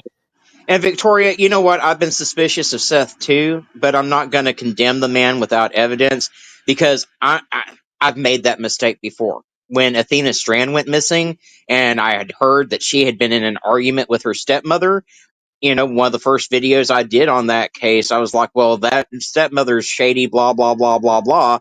And it turned out that she was killed by a FedEx man. So, I mean, all too often we're quick to jump the gun. I had to make a public apology to Burke Ramsey because I accused him of being involved in his sister's death. So, we all make mistakes, but the difference between creators like me and Mom and Dago and Dutchie are that when we make a mistake, we can own up to it and we can make the apology and we can move on and we can do better. Yeah, nobody's perfect, you guys. Nobody, we all hope for things. And when we see things, we try to bring the information to it the best that we can to cover it. It's human to be wrong. It's human, to err is human. We all know that phrase. We're not perfect and it happens. And all you have to do is say, you know what? Sorry, guys, I was wrong. I didn't mean to be. I didn't want to be, but I was wrong. And it's my fault. I take full accountability. Let's move on to the next step and hope that something positive comes from this. That's all. That's all you got to do. Right, B. Exactly. So, anything about the guys that were fishing and disappearing, I think, from Texas. Oh, Yes, they were all around the Corpus Christi area around the time that Caleb Harris went missing. All disappeared within a year of each other. One of right, them, I believe, has been found, but the others are all still missing, other than Caleb. right, exactly. Absolutely. And then I think there was yeah. I was trying to remember what the one that was found, what the scenario was, and which one wasn't he the one that was found, Don't give wasn't me he? the lion. You know how many cases I cover. I do I not know. know. I think he was the foreign one, the one that was from another country at some point. I do believe that's the one that was found. He was the one that suffered from schizophrenia. That's it. Thank you. Yes, Mom. Okay. And he was found, and everything's back where it needs to be with that one. But they're still, like Arctic said, they're all still missing. And it's just a very strange situation. I've covered that twice, I think. So, and I know Arctic covered it too as well. And hopefully maybe something will come from that soon. We don't know. But that's why we continuously do what we do and continue to put these things out. So, oh, excuse me. Yes, Siggy, that's what you're just talking about. So I don't know. Does anybody have any other questions on this or any other statements on this? That's understandable. I respect everybody's opinions, you guys. Don't get me wrong. Absolutely respect everybody's feelings and opinions on this.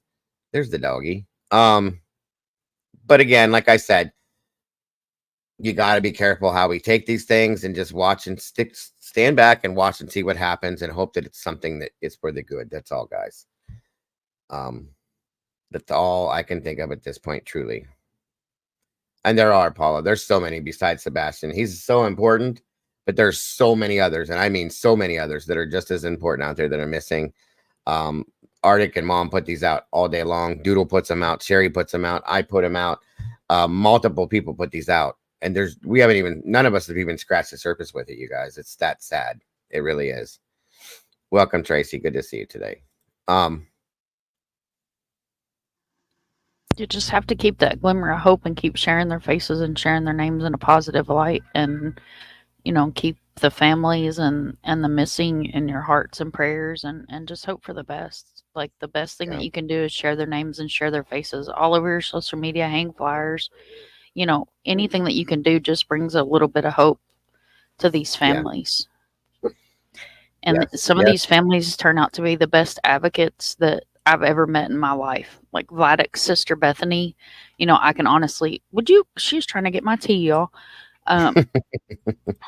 She is an amazing human being, like an awesome person, and I love her dearly. And like, we had a vigil, and my old man actually spoke at Vladek's vigil, and then we've become really good friends. And I mean, not only friends, but I look at them as family now, and that's how, with a lot of these families, when you deal with them in the background and you communicate with them in the background and talk to them, and maybe not on a daily basis, but on a weekly and monthly basis, just to check on updates and stuff like that, the cases become close to your hearts. And that's as a creator, an advocate, a follower, a subscriber, whatever you may be. But the best thing you can do is share their names and share their faces in a positive light, and keep your eyes up, put your head on a swivel when you're out, because these missing people could be anywhere, and that's anywhere in our country or surrounding countries or across the pond, if you will. You never know where somebody's going to end up, especially like people that are missing from here in Florida. We've got ocean all the way around us. You pull up to a dock, put somebody on a boat, and they're gone. It's endless possibilities. Oh yeah, 100% on board with what you just said. You hit the nail right on the head, and that's why I always tell people, I don't care what state you're in, share the flyer out everywhere that you can, because just because someone's abducted from Ohio doesn't mean that they're not going to turn up in Mexico or Hawaii or wherever the case may be.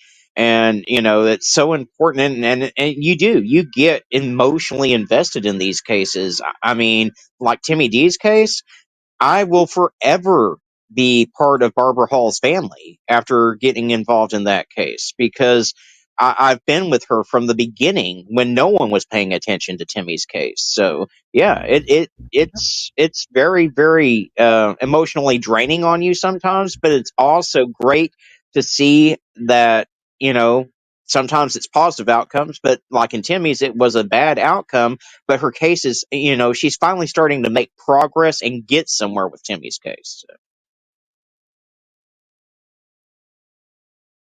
So. Absolutely. Have either of you seen something that what JLR just put out? Well, I don't think he just put it out. It's been a minute, but You're talking about somebody being cleared? yeah. Have you seen Stuff that? like that spreads like wildfire. So I don't watch him anymore since he threw his little temper tantrum and blocked me on Twitter because I called him out. And then I unsubscribed from his channel, and I will not have anything to do with his little hind end. But this is how bad this stuff spreads. Is even though even though my old man is not a creator, he's not an advocate. He's literally the person that drives me around and does whatever I need him to do if we're going boots on the ground or if we're going to ship out flyers or whatever we're going to do. He's a good husband. That's what he is. He screenshotted that live today to show it to me after work and was like, look. And I was like, oh, Lord, it's probably clickbait. Because the last I heard from law enforcement is nobody will be cleared until Sebastian is brought home. And that's my thought. Katie, Chris, Seth, the milkman, like everybody is a suspect, is the way that man put it. If you were anywhere near this child's life, you are a person of interest, suspect, however you want to word it, until this child is found. It was in reference to something. So, okay. And here, guys, take this for instance. When this first started, if you remember, JLR was all about Seth Rogers. He was all up his butt and all around and did everything he could for him. And then he got upset with him. Something changed. So guess what? Now he's saying that come on now. I mean, let's use a little inference here with this. SRB says she watched it. It was reference to something Seth said a long time ago. No one has actually came out and said that there. So there you go. Exactly. Some points he made that made sense. Well, and that can happen with anything. But like I said before to you guys, all three of them are going to sit right there until law enforcement says, guess what, guys? They are completely cleared. There's nothing to say. And it's not going to happen until they find Sebastian anyway. You guys know that. So it is what it is. And you got to think, like, you look at the terminology cleared. So it's never been put out by law enforcement. This is a missing child's investigation, not a criminal investigation. There's no foul play. So in order for somebody to be cleared from a crime would mean that you have to be charged with a crime. Right. Nobody's been charged in this case. Nobody. And again, there's nothing to clear, like she just said. So they could, just because they pass polygraphs doesn't mean that takes them out of this, the equation. I'll just put it that way. So I'm just gonna be real. A polygraph ain't worth the toilet tissue I wipe my ass with. Even the inventor of the polygraph wishes that he had never invented it because they're junk science.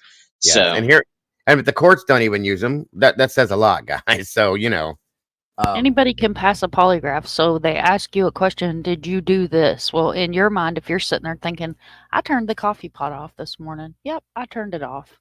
That's a truth in your head. Your body's going to react to what you're thinking about. Your own truth. That's right. Exactly. And if you've got anxiety, like you're a person with anxiety, I mean, that's going to throw the test off too, because it's going to go by your blood pressure, the way that your body reacts, your temperature and stuff like that. So I don't push polygraphs at all whatsoever. I don't care who passes a polygraph or who fails it, because it could be so many different. And you can, I'm not promoting the Anarchist Cookbook, but if you read the Anarchist Cookbook, there's certain things that you can do where it'll throw it off completely. So inconsistent. Yeah, you can take certain medications that'll help you pass. And it's just, these are facts, you guys. So Wisdom, thank you so much. You're awesome. I just looked up and seen that. I sent Wisdom, of course, anybody that I send flyers to, I send them a channel gift, a fancy cup. I don't have one handy, or I'd show you guys. And then, well, there you go. Dago's got one. I send you a fancy cup and flyers. So she said that she put flyers all over the road trucks. That is awesome. Thank you, thank you, thank you, thank you, thank you.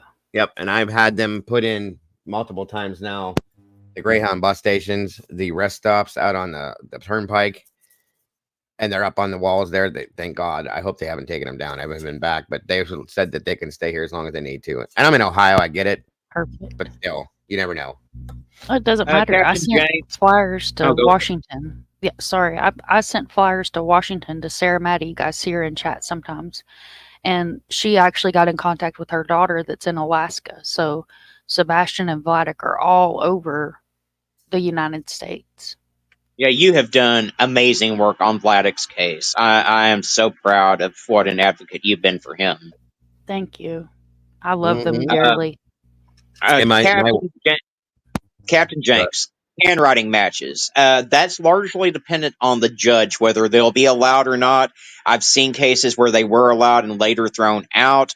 Those are very questionable to me because, like in, oh my God, I hate this. The Ramsey case, Mrs. Ramsey's handwriting supposedly was a match according to some experts. Other experts said it wasn't, and now there's a suspect who they say his handwriting matches the handwriting on the ransom letters. So they're hit or miss as far as that goes. Right. Definitely. And I completely lost track of what I was going to say. So I'll come back on that. What I was going to say now. Gotta love when I do that one. Jesus, I hate that. Oh, my wife, when she went to Alabama here a couple weeks back, she took a stack about that big of flyers down to Alabama with her as well. And I know, again, it's a different state, but guys, you never know. Okay. And she had her cousin from Mississippi came to visit her when she was at her aunt's house, which was her mother. And she took some back to Mississippi with her as well, you guys. So they're everywhere. The billboards are up. The best news I've seen tonight so far that we know is factual information is that now TikTokers have made up to $22,000. They said on for these blip boards that they're going to have over 100. Was it 103, Mom? Did she say or? I think she said 103. That's great. That's awesome. And yeah, if anybody that follows Barbecue Lady, please send my love to her because she is from TikTok. She's been on Sebastian's case for a long time. She came to this platform and was run through the mud. Yes, badly, very badly. It was horrible. It was, and her daughter was too, I believe. That's not what this is about, you guys. It's not about tearing each other apart. We're trying to find people and children. It's not hurting each other. We're not trying to hurt each other. We shouldn't be, I should say. Oh my gosh, I got to address Captain Jenks real quick.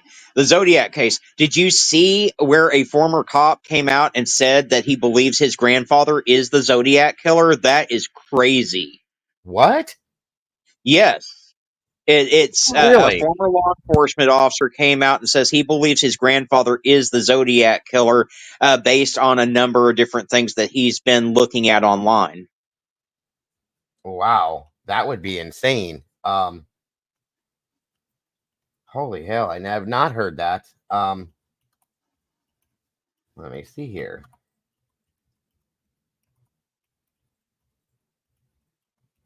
That's crazy. It is crazy. That's the first time I've heard that. That is can you imagine? Look up Richard Hoffman. Zodiac. I got it right here. I was already on it. As soon as you said that, I started typing. Hold on. I think this is it. He's a TikToker. Okay.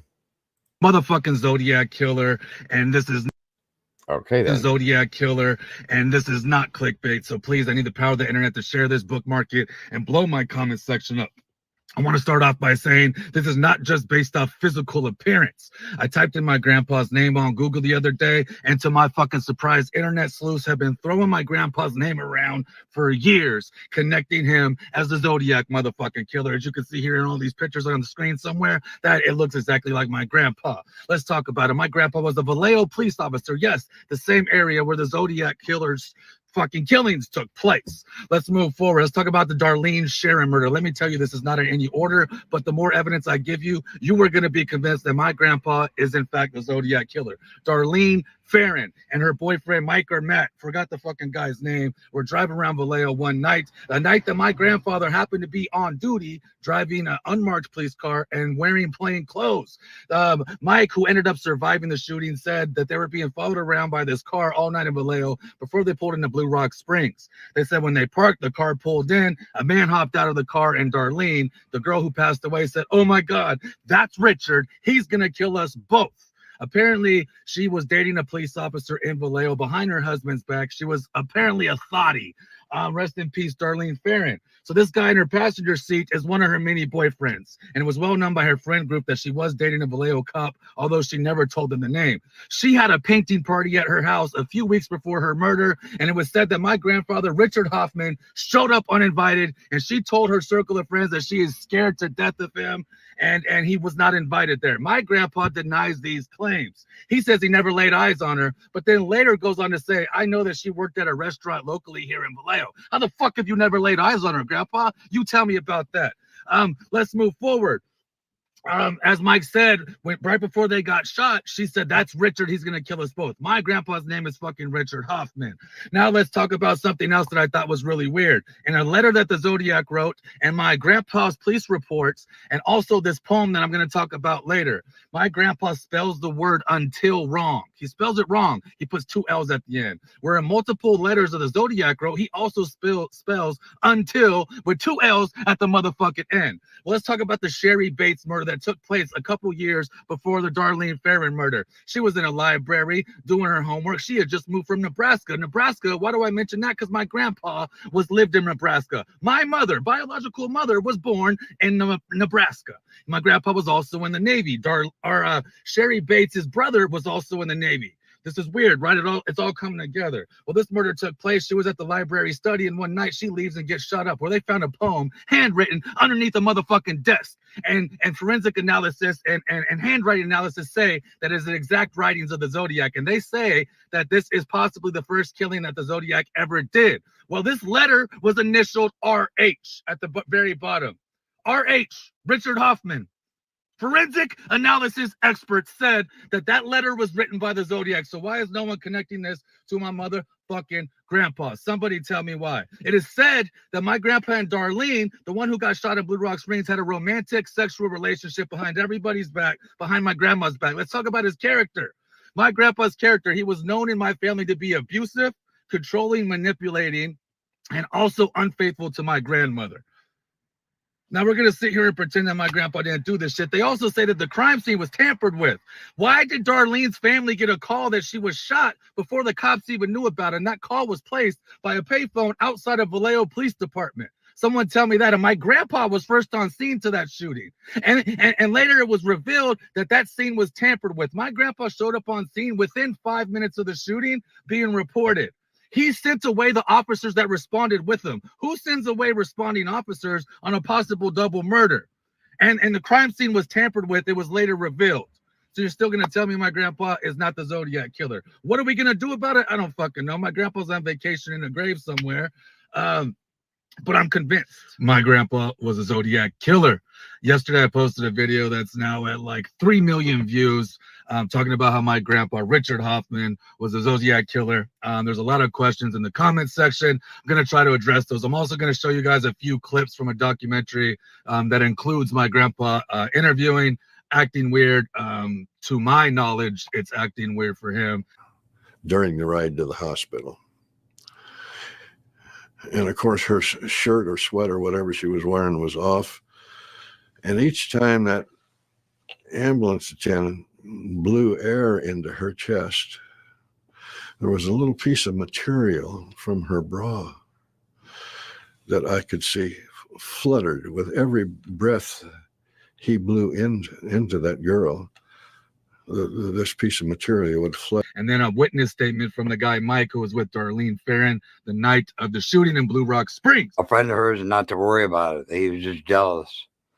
That's all she said about it. He was just jealous. She never mentioned his name, but she said something about Richard. His name was Richard. I kept her name Richard. And I think that was his name. She referred to him as Richard, the Zodiac killer, the guy. Did you say he's really a mean temper and that if he ever found out, he would?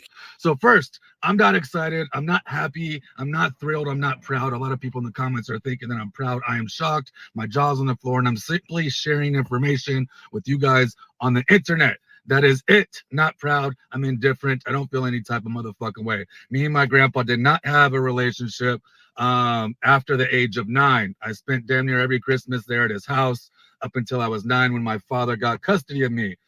He would abuse my mother. He would abuse my grandmother and his children, my uncles as well. And I learned that later growing up in life. He hated my mother. He did not like my mother. And in turn, she eventually turned into an abuser herself.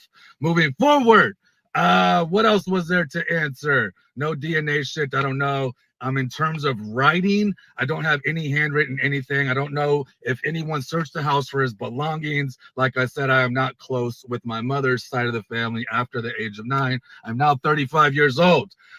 Here is a clip of my grandpa describing the scene of the night that he arrived of the Darlene Ferrin shooting. I think it's weird. He has a smirk on his face as he's describing the bra she was wearing. Here's a clip of Mike, the guy in the car, expressing what Darlene said as the Zodiac approached the car before shooting both of them. A little bit about me. I was a federal police officer for 10 years. I served in the United States Marine Corps as well. Where are these clips that he's saying that they're just going? That's what I was thinking. I don't know where the clips went because I know that at one time they were up. Unless TikTok pulled them down because there's something not right with them or so. I don't know. That's weird, but okay. On we go. Military police.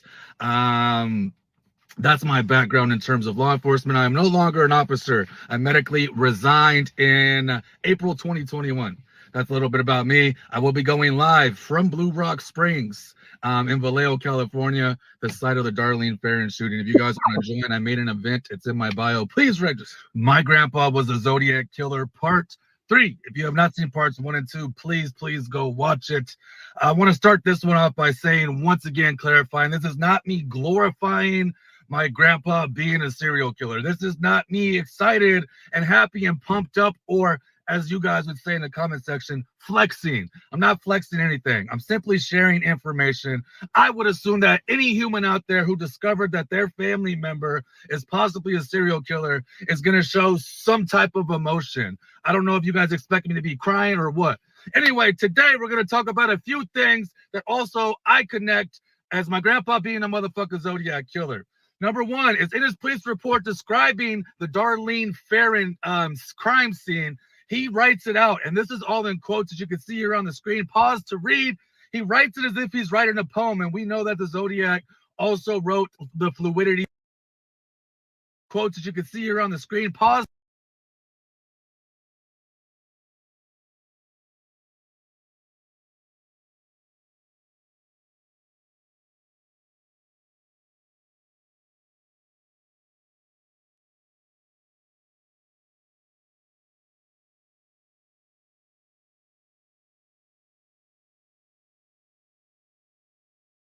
The thing on that's talked about a lot, I guess, about the thing on her bra fluttering. Like, okay. I don't know. You guys can always check this out too. It's hard to read because I don't have my glasses, so I'm sorry. I just see a few things here. To read, he writes it as if he's writing a poem, and we know that the Zodiac also wrote the fluidity of a poem. Another thing we're going to tap on is the common misspellings in my grandpa's police reports, and also common misspellings in the Zodiac writings. Although the only word that they spelled wrong was the word until with 2 L's, here's a list of both of the ways they spelled words, and a big one is like the double T's or using E's with the ing word instead of dropping the E. My grandpa frequently did that. Something else about my grandpa. He was really horrible at spelling. He hated like crossword puzzles, but he really enjoyed math. And he also was a woodworker. That's what he would like spend a lot of time doing, going out, getting supplies, and spending time in a garage doing woodwork. Could this be a sign of like the coding and the cryptic messages of the Zodiac? Because the Zodiac was also bad at spelling. And also, my grandpa, as stated, was on the juvenile division wearing plain clothes in an unmarked car the night of the Darlene Ferrin shooting. And his area of operation was to patrol Blue Rock Springs and Lake Herman Road, Lover's Ridge, for teenagers doing the dirty birdie up in those little areas late at night. Well, he reported on the radio about 10 minutes before Darlene Ferrin's shooting that the area was clear and there were no vehicles. He also arrived on scene of the shooting 5 minutes after they found out about it and said that there was no cars. So he patrolled the area 10 minutes before the shooting, arrived 5 minutes after the shooting, and still reported not seeing any cars on the scene. If he already patrolled that area, wouldn't he have seen Darlene Ferrin and Mike parked in that parking lot? I don't know. A little suspicious. Aside from that, I'm excited to answer any of you guys' questions. Again, I have not taken this to the police. I've only known for 9 fucking days. And this shit is... Why would you not go to the police before you put this on YouTube or TikTok? First off, that doesn't make sense to me. I mean, Well, and here's the deal. I mean, there is a lot though, because his grandfather was a woodworker, and there was glue apparently found in the crime scene of one of the victims or something like that. But at the end of the day, this guy at the end says that he is not going to put any more information out because he's trying to get a deal with like Netflix or Hulu or something like that. So that he loses a lot of credibility with me there. Yeah. But there's a lot that he's brought forth that does have to make you scratch your head. Well, first off, we all know that it's possible. If you look at the who was the killer from California that was a cop for 50 years before he Golden State Killer. Golden State Killer. Yeah, I mean, come on, guys, it can happen, and we've in a lot of these cases we've looked at and covered cold cases and all that. The best suspect in a lot of these cases is a law enforcement officer, guys. So that could make some. There's a lot of coincidences here that this guy has put out. I'll say that much. That line up. It doesn't mean it's factual, but it is quite interesting. I'll say that much. So yeah, what you just said about the Netflix thing, that definitely drops credibility levels down to like single digits for me as well. I agree with you. It's definitely interesting considering the case itself. I think every one of us, if we're even remotely interested in true crime, have looked at the Zodiac Killer case, period, at least once, if not multiple times. So it's interesting. It's entertaining in some senses to understand that there's a possibility maybe. Other than that, I can't say I'm going to put a lot of stock into this. That's all. This dude's going off too. Blown up. If you guys have any questions, please feel free to reach out to me. If you have any other information regarding Richard Hoffman being the Zodiac Killer, reach out, leave some comments. I'll see you guys on the next. Well, that was interesting. Thank you for that, Arctic. And you never know, you guys. We may see something in a couple months or 6 months, or that they have him in custody. Who knows? But at the same time, don't put all your eggs. And I agree with you, Chickbait. Do your own research, guys. I thought it was interesting. That's the only reason why I mentioned it. But at the same time, him trying to get a Netflix deal or a Hulu deal, he loses a lot of credibility there. So, well, that says, why is that? Why you're here, bro? That's it right there. So, thank you, T-Revs Moves. I appreciate that. No, it is definitely interesting, Arctic. I appreciate seeing it for nothing else. Wow, that's all I can say is wow. I appreciate that though. Now you're gonna make me go back and start looking at Zodiac again. I'm just saying. Fun fact: so the Zodiac Killer was the birth of true crime. I heard that before. I was trying to remember if that was actually what it was or if it was something else. Yep. It makes sense. It makes perfect sense. I couldn't remember if it was that one or if it was Bundy, but yeah, that is the one. Okay, it was the Zodiac. All right, great. I've got to drop down. I'm being paged, so I will. I'll come back up if I can. That's all right, buddy. Thank you for joining us, brother. I appreciate you very much, as always. Bye. No, Chickbait. I'm talking about the true crime community now. It was actually the Zodiac Killer. Yep.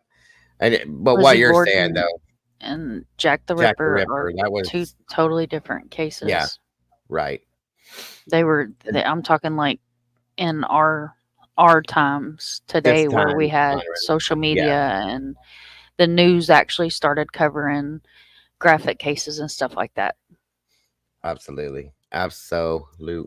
Yes, agreed. Yep. So I think, guys, I think that's gonna do it for this. For me today with this Green River Killer. I don't remember seeing that on. I mean, I covered it when I was doing my midnight series with the movies that were based on true crime stories. Yes, but I haven't seen too many people I've done cover a Green lot. River down No, here. I haven't. But Lizzie Borden was actually one of the first cases when I was a wee little girl that I was very interested in, and I've told him that I want to go to the house, which is now a bed and Borden. breakfast, so bad that I could taste it, because that was one of the first books that I read as a child. And then Jack the Ripper, if you guys think about it, there was a son and daughter that came out and said that their dad Yep. was Jack the Ripper. So this stuff does happen. Mm-hmm. Let me ask him, Mom. Hi, Just Zelda. for the fun of it. Hey, Zelda, who do you think Lizzie did it? Do I think Lizzie did it? Yeah, Mm-hmm. 110%. And I think she had every right to do it. Oh, I agree with that. If she did do it, yes, agreed. Yeah. Yeah, I think she did it. That story, I that was weird because I was actually on last night. I went to bed to that last night. It's weird. Yeah, I agree, and I'll be honest, and I shouldn't say this because I'm in true crime, but I'm kind of glad if she did, she got away with it, considering the situation. That's all I'm saying. Yeah, I'm very well versed in Lizzie Borden. Chick bait. I love it. Yeah, I mean, that's like one of the first like graphic, gruesome cases that I indulged myself in when I was a young child, and to this day, I mean, like I said, that's like one of my passions. I want to go to the Conjuring house. I want to go to the Mutter Museum and Lizzie Borden's house, and then my life will be content. Conjuring house is one of my things as well, and I also want to go. Well, I wanted to go just to visit the Warren Museum. That I'd too. love to go there too, the Warren Museum. Oh, they closed it, from my understanding, but still. You can still get a private invitation. If you reach out, you can get. They'll still let people come in, but just not like anybody can come in. Yeah. And you can't just like walk in there and start filming. Yeah, I imagine it wouldn't be. My first story, like you said, that Borden was Jack the Ripper. That I was obsessed with that when I was little. I had books on it. I bought things on it. I watched everything on it. I loved it. Oh, It was amazing to me. Same. That too, Chopper. I want to go there too. I've always had an obsession with the Amityville story. Yeah, the Amityville house. I called it the Conjuring. You guys knew what I meant. The Amityville house. I want to go Well, there. both of there's one of each. I like the Conjuring house as well. I would like to go I see meant that one. Amityville. That's the one I really, really want to go to, is Amityville. I don't know why I had Conjuring on the mind, because one of my favorite comedians is trying to buy the house. Oh, really? Mm-hmm. So I'm like, who's about trying to buy it? I can't think of his damn name. If you hadn't asked me, Matt Rife. There you go. Oh, I remembered his name. Okay, gotcha. Yeah, he's wanting to buy the house. That's interesting. And like, I was in a live stream one night with the previous caretakers were on panel. It was a really interesting live stream. It was a smaller channel, and like, apparently the lady that owns the house now is not doing too well mentally, but it's been said that when you own that house, it does things to you. So prayers really? and good vibes to her. Mm-hmm. Yes, obviously. 100%. Oh, Cassie, I love him. I love him dearly. Yeah, he is absolutely hilarious. I agree. Absolutely. He's like my favorite comedian. Like, I'm constantly finding. I think I am on TikTok, but I don't use it because their guidelines are too strict. They're worse than over here. But like, I will binge watch him on TikTok. It's so funny. Like, he is. Have you guys seen the? Oh yeah, I remember that one too. Chickbait. Have you guys seen the? There's a stand-up comedian. He's got cerebral palsy very badly, and he goes on stage and does stand-up, and it's hard to understand him sometimes because he really gets going. His one hand doesn't move, but he has the bravery to stand up in front of people. He doesn't care, and he does. It's amazing. His name is Martin. Oh hell, he's got 12 gauge. He's got the same name that 12 gauge does. I can't think of his last name. Same name though, and he's a stand-up comedian, and he, oh my god, the guy. It's at first when I watched it, it was sad to me. Okay, I'll put it that way.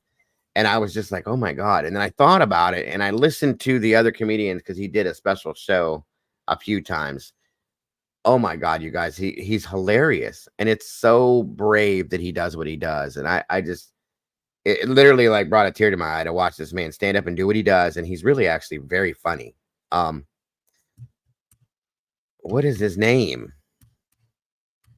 Martin something. I can't think of it. Again, I think it's 12 gauge. 12 gauge's real name, 12 gauge, the creator out here. It's the same name, I believe, is what 12 gauge has. Jesus, it's gonna drive me nuts, but it's not Martin Lawrence. No. This is a really tall, skinny white guy. He has cerebral palsy, and he's got a very bad like shaking issue because of it.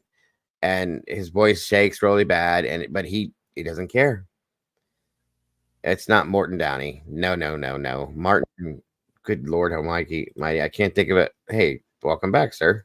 Hey, sorry, that was about Timmy's case, so I had to take it. Everything okay? Yeah. It's just someone wanted some clarification on something, so I had to jump down and take care of it. Gotcha.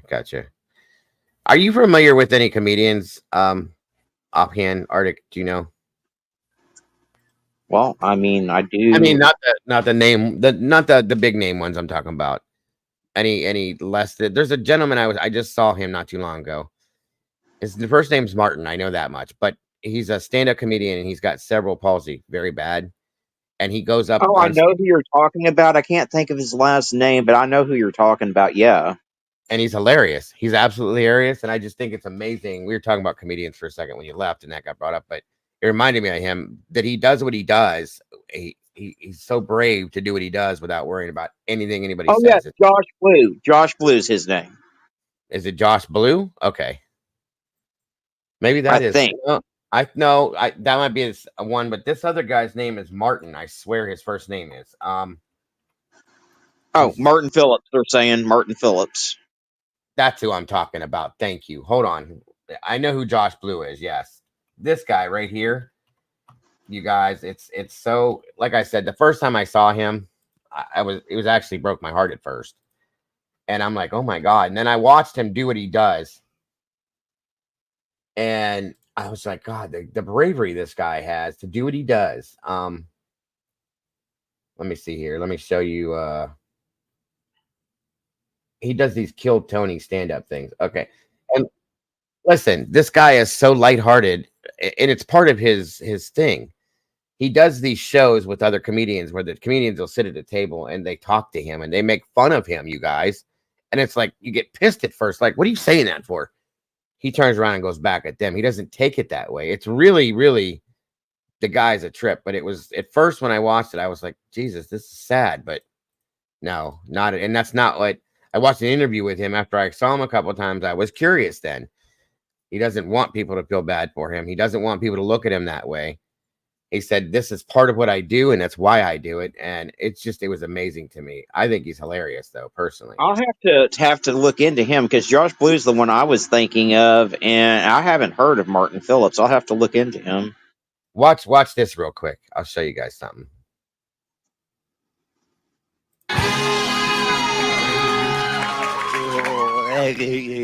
What's up? Very cool. Okay. Like he said, my name is Martin. You might recognize me from my TV show, Martin. As you can see, a lot has changed over the years, but I can still say the N-word. That's a joke. Just to clarify. Anyway, when I was in college, I took a class held the Vietnam War, and there was a little guy in the class who served in Vietnam. And I was like, damn, talk about an easy A. Like, I wasn't aware of this extra credit opportunity, you know, and it must suck like surfing a water and I have to take a test about it. Wasn't paying attention that day. Yeah. Okay, cool. Cool. Okay, one more quick one. Okay. Do you think, you know, if you say Jesus during sex, he looks down and goes, nice. Cool, okay. Fuck yeah. Martin Phillips always hits. Always. Another super strong minute. Chad, this is your first time seeing Martin, right? It is. Same. I'm just taking it in, baby. It's a lot to take in. That was great. I loved your show. Thanks. Okay. He has cerebral palsy. It's not an act. He's trying to hide it tonight. A lot of hands. Yeah, in yeah. I'm pockets, trying to pretend. to be, you know, like chill. Yeah, It's probably weirder to hide Yeah, it. You I'm might as well trying to- just fucking let it I'm rip trying to- so that it doesn't look like you're hiding some big secret. Relax. Okay, okay. I'm not a fucking silly hard guy. Holy Okay, shit, look at him go. He's like one of those car dealership things. I just said that. I just said that. Okay. So when I first watched this, I kind of got pissed at these other guys at the table. I'm like, are you serious? Because they make some other comments. And then, like I said, I watched this guy's interview. The bravery it takes to come out on stage in front of all these people and do this, it just blew my mind. I was just, I gained some kind of a, I don't even know how to explain it. He's like, I want them to do that. I don't want them to treat me different. I don't want this. I don't want that. He's got a huge following. He's got I think a YouTube channel that he follows, but that's who I'm talking about, guys. It wasn't, That's just Kill Tony. They do that with every comic that comes up there. yeah, oh, definitely. And they didn't, that's what he said when he signed up. He won multiple Kill Tony shows on this, or won the, what do you call it, Arctic? The you win something where you get like #1 or something like that. I can't remember, but anyway, he's won this or been on top multiple times or however it goes, and I was just like, wow, this is crazy. And then I watched his interview. He may have won Last Comic Standing. That was a big thing for a while.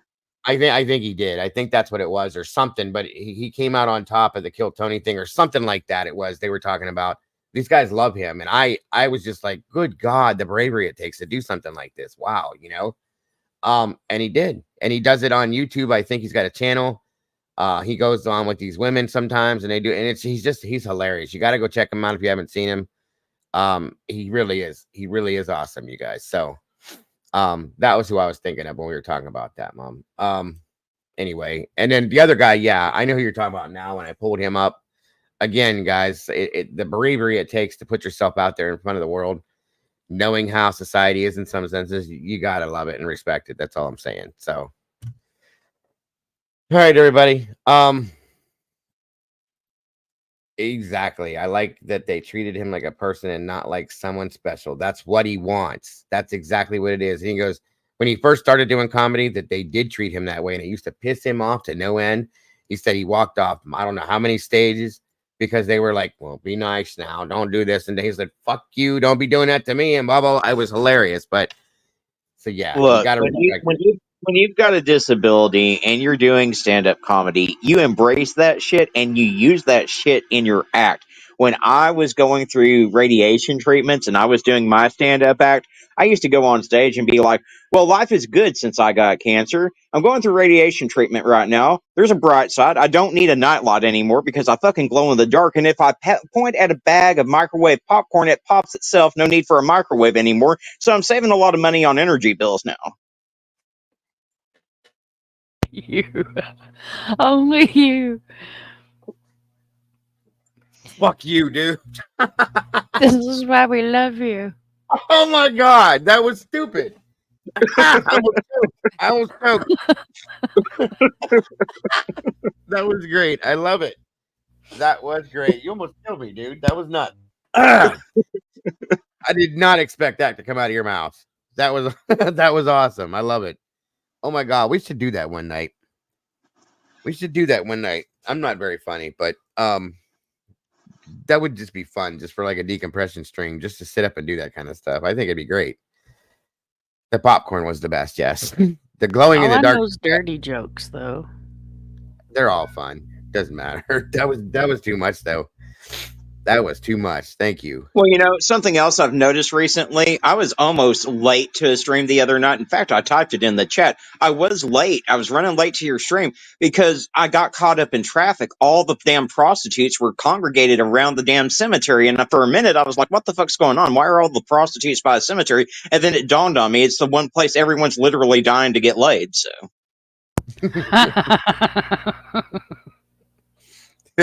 Oh, God. Yes. Yeah, that's good. Hey, Sneaky. Excuse me. That is hilarious. Dude, we should do that one night. Seriously, for one of our decompression strings. Just let it roll. Let it roll. I mean, I can sit here and bounce off people and play off of things. That's fine, but we should do that. That'd be fun.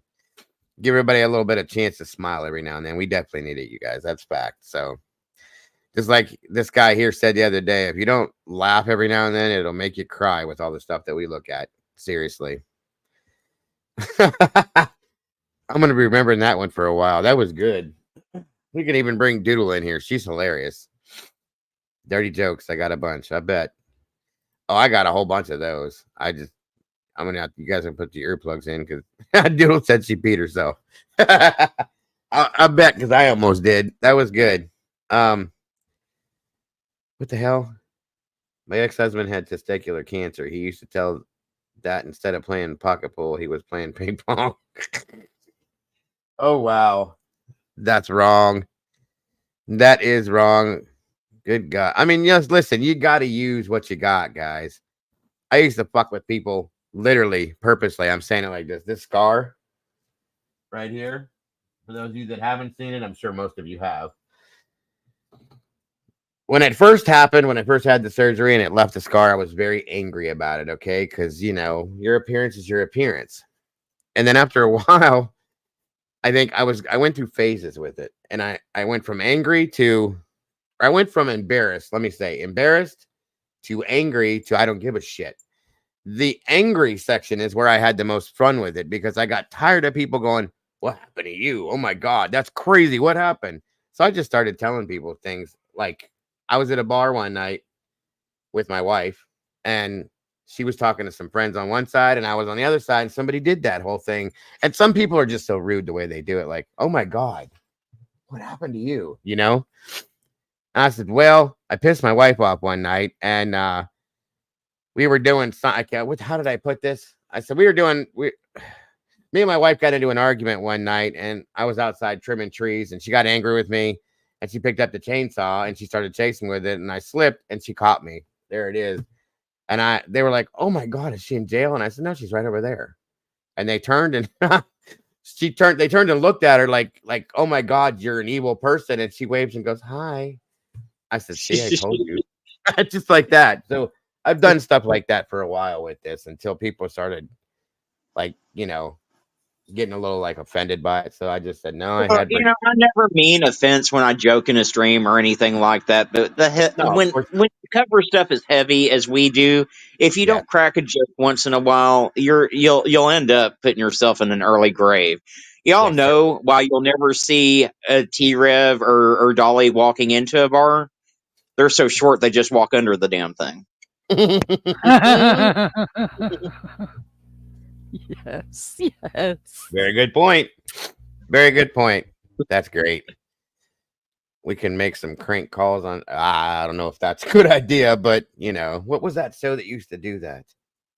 While the Jerky Boys did that for a while, and then there was another show called Crank something. I think they did it. Oh, good stuff. Good stuff. You have to laugh at the absurdity of life. Yes, ma'am. If you don't, you'll do nothing but cry and be miserable. That's all I'm saying. Oh, wow. Fun stuff. Fun stuff. You should see the other guy. I have said that before. I've said my ex-wife chased me down with an axe one time. Most people come to me and say, oh my God, did you get into an accident? One time I said, yeah, with what the hell did I call it? I said, yeah, with a scalpel. and a doctor. I had surgery, and they're like, oh my God, I'm so sorry. And then everybody feels offended. It's like, okay, sorry. Dude, I'm proud of every single one of my scars. I had one of my doctors when I had my skin cancer removed. This is going to leave a scar. Are you okay with that? No, I'd rather just end up in a grave. Go ahead and cut me open, bitch. I No, don't care. right. Oh You my God, know, no. it's one of those things, the life happens and each one of your scars tells a story. You should be proud of the shit. That's why we I've call 'em. never understood. I do understand women that have breast cancer and they'll put off going to a doctor because they're afraid of losing their breast and stuff. But what's worse, losing one of your breasts or ending up in a grave? And I can speak on that because my grandmother died when I was 8 years old because she had breast cancer. She didn't go to the doctor in time because she had just gotten back together with her high school boyfriend, and unfortunately she didn't get treatment in time and it had progressed too far. Every one of our scars tells a story, and we're survivors, and it's kind of like a roadmap of our lives, so to speak. So Yeah, I mean, yes. My wife's ex-husband's sister, who was somebody I know, I'm friends with them. She ended up with breast cancer, and her mother did the same time. It was crazy. And my wife's ex's sister, she went immediately to the doctor when she found out she had a double mastectomy done right there, right now. It's over with. It's done, and didn't care. It's not about. She would rather live and be a mother and a wife and all that than have to deal with that. And luckily she was supported by her whole family by it, so that's something that for a woman to have to go through, to have the strength to do that, is absolutely amazing to me, in my opinion. That's and crazy. then you've got an excuse to get breast implants. Oh yeah, very true. I'm Very just true. saying. I mean, we all know that when Molly Go Lightly dies, they're going to have to donate her body to Microsoft so they can recycle the silicone and make computers for underprivileged kids. Yes, I agree. I just told you, Siggy, my wife came after me with a chainsaw. See? No, I was not on the Opie and Anthony show. It's my lucky mark. No, I'm just kidding. I had brain surgery, Siggy, in 2000. I had what was called an arterial ventricular malformation. It is a what it is that for anybody that doesn't know, most people don't because it's a very rare thing. Your arteries and your veins all grow through our body in one direction. That's why the blood flows the way they do, why it does. And when it comes to your brain, they go across your brain evenly. Okay. What mine did, and it was something I was born with, right? It was right here underneath this part of this part of my brain. And what mine did was, you're like I said, you're born with it. So, and it starts off very small. Okay. They grew into like what looked like on the MRI, like a ball of spaghetti, like somebody balled up a bunch of spaghetti is what it looks like.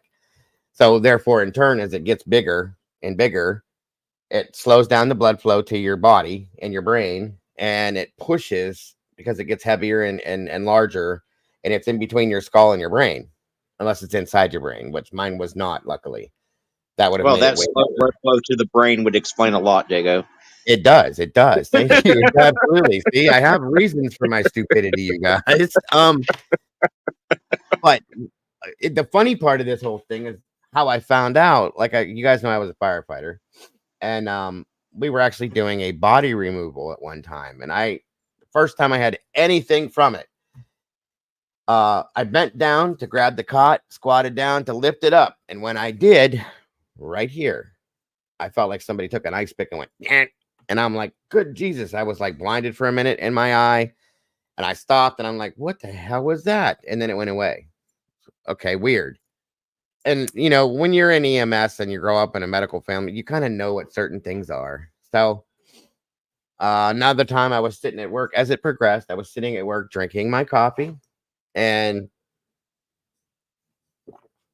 thank God my cup was empty, and I was sitting here holding my cup like this, and I just went and just launched it, just like a move. I would have these weird movements that I couldn't control. Had no idea. Well, it is funny. I was walking through the store one day, grocery shopping. Thank God I had a hold of a cart, or I'd have been all over the place.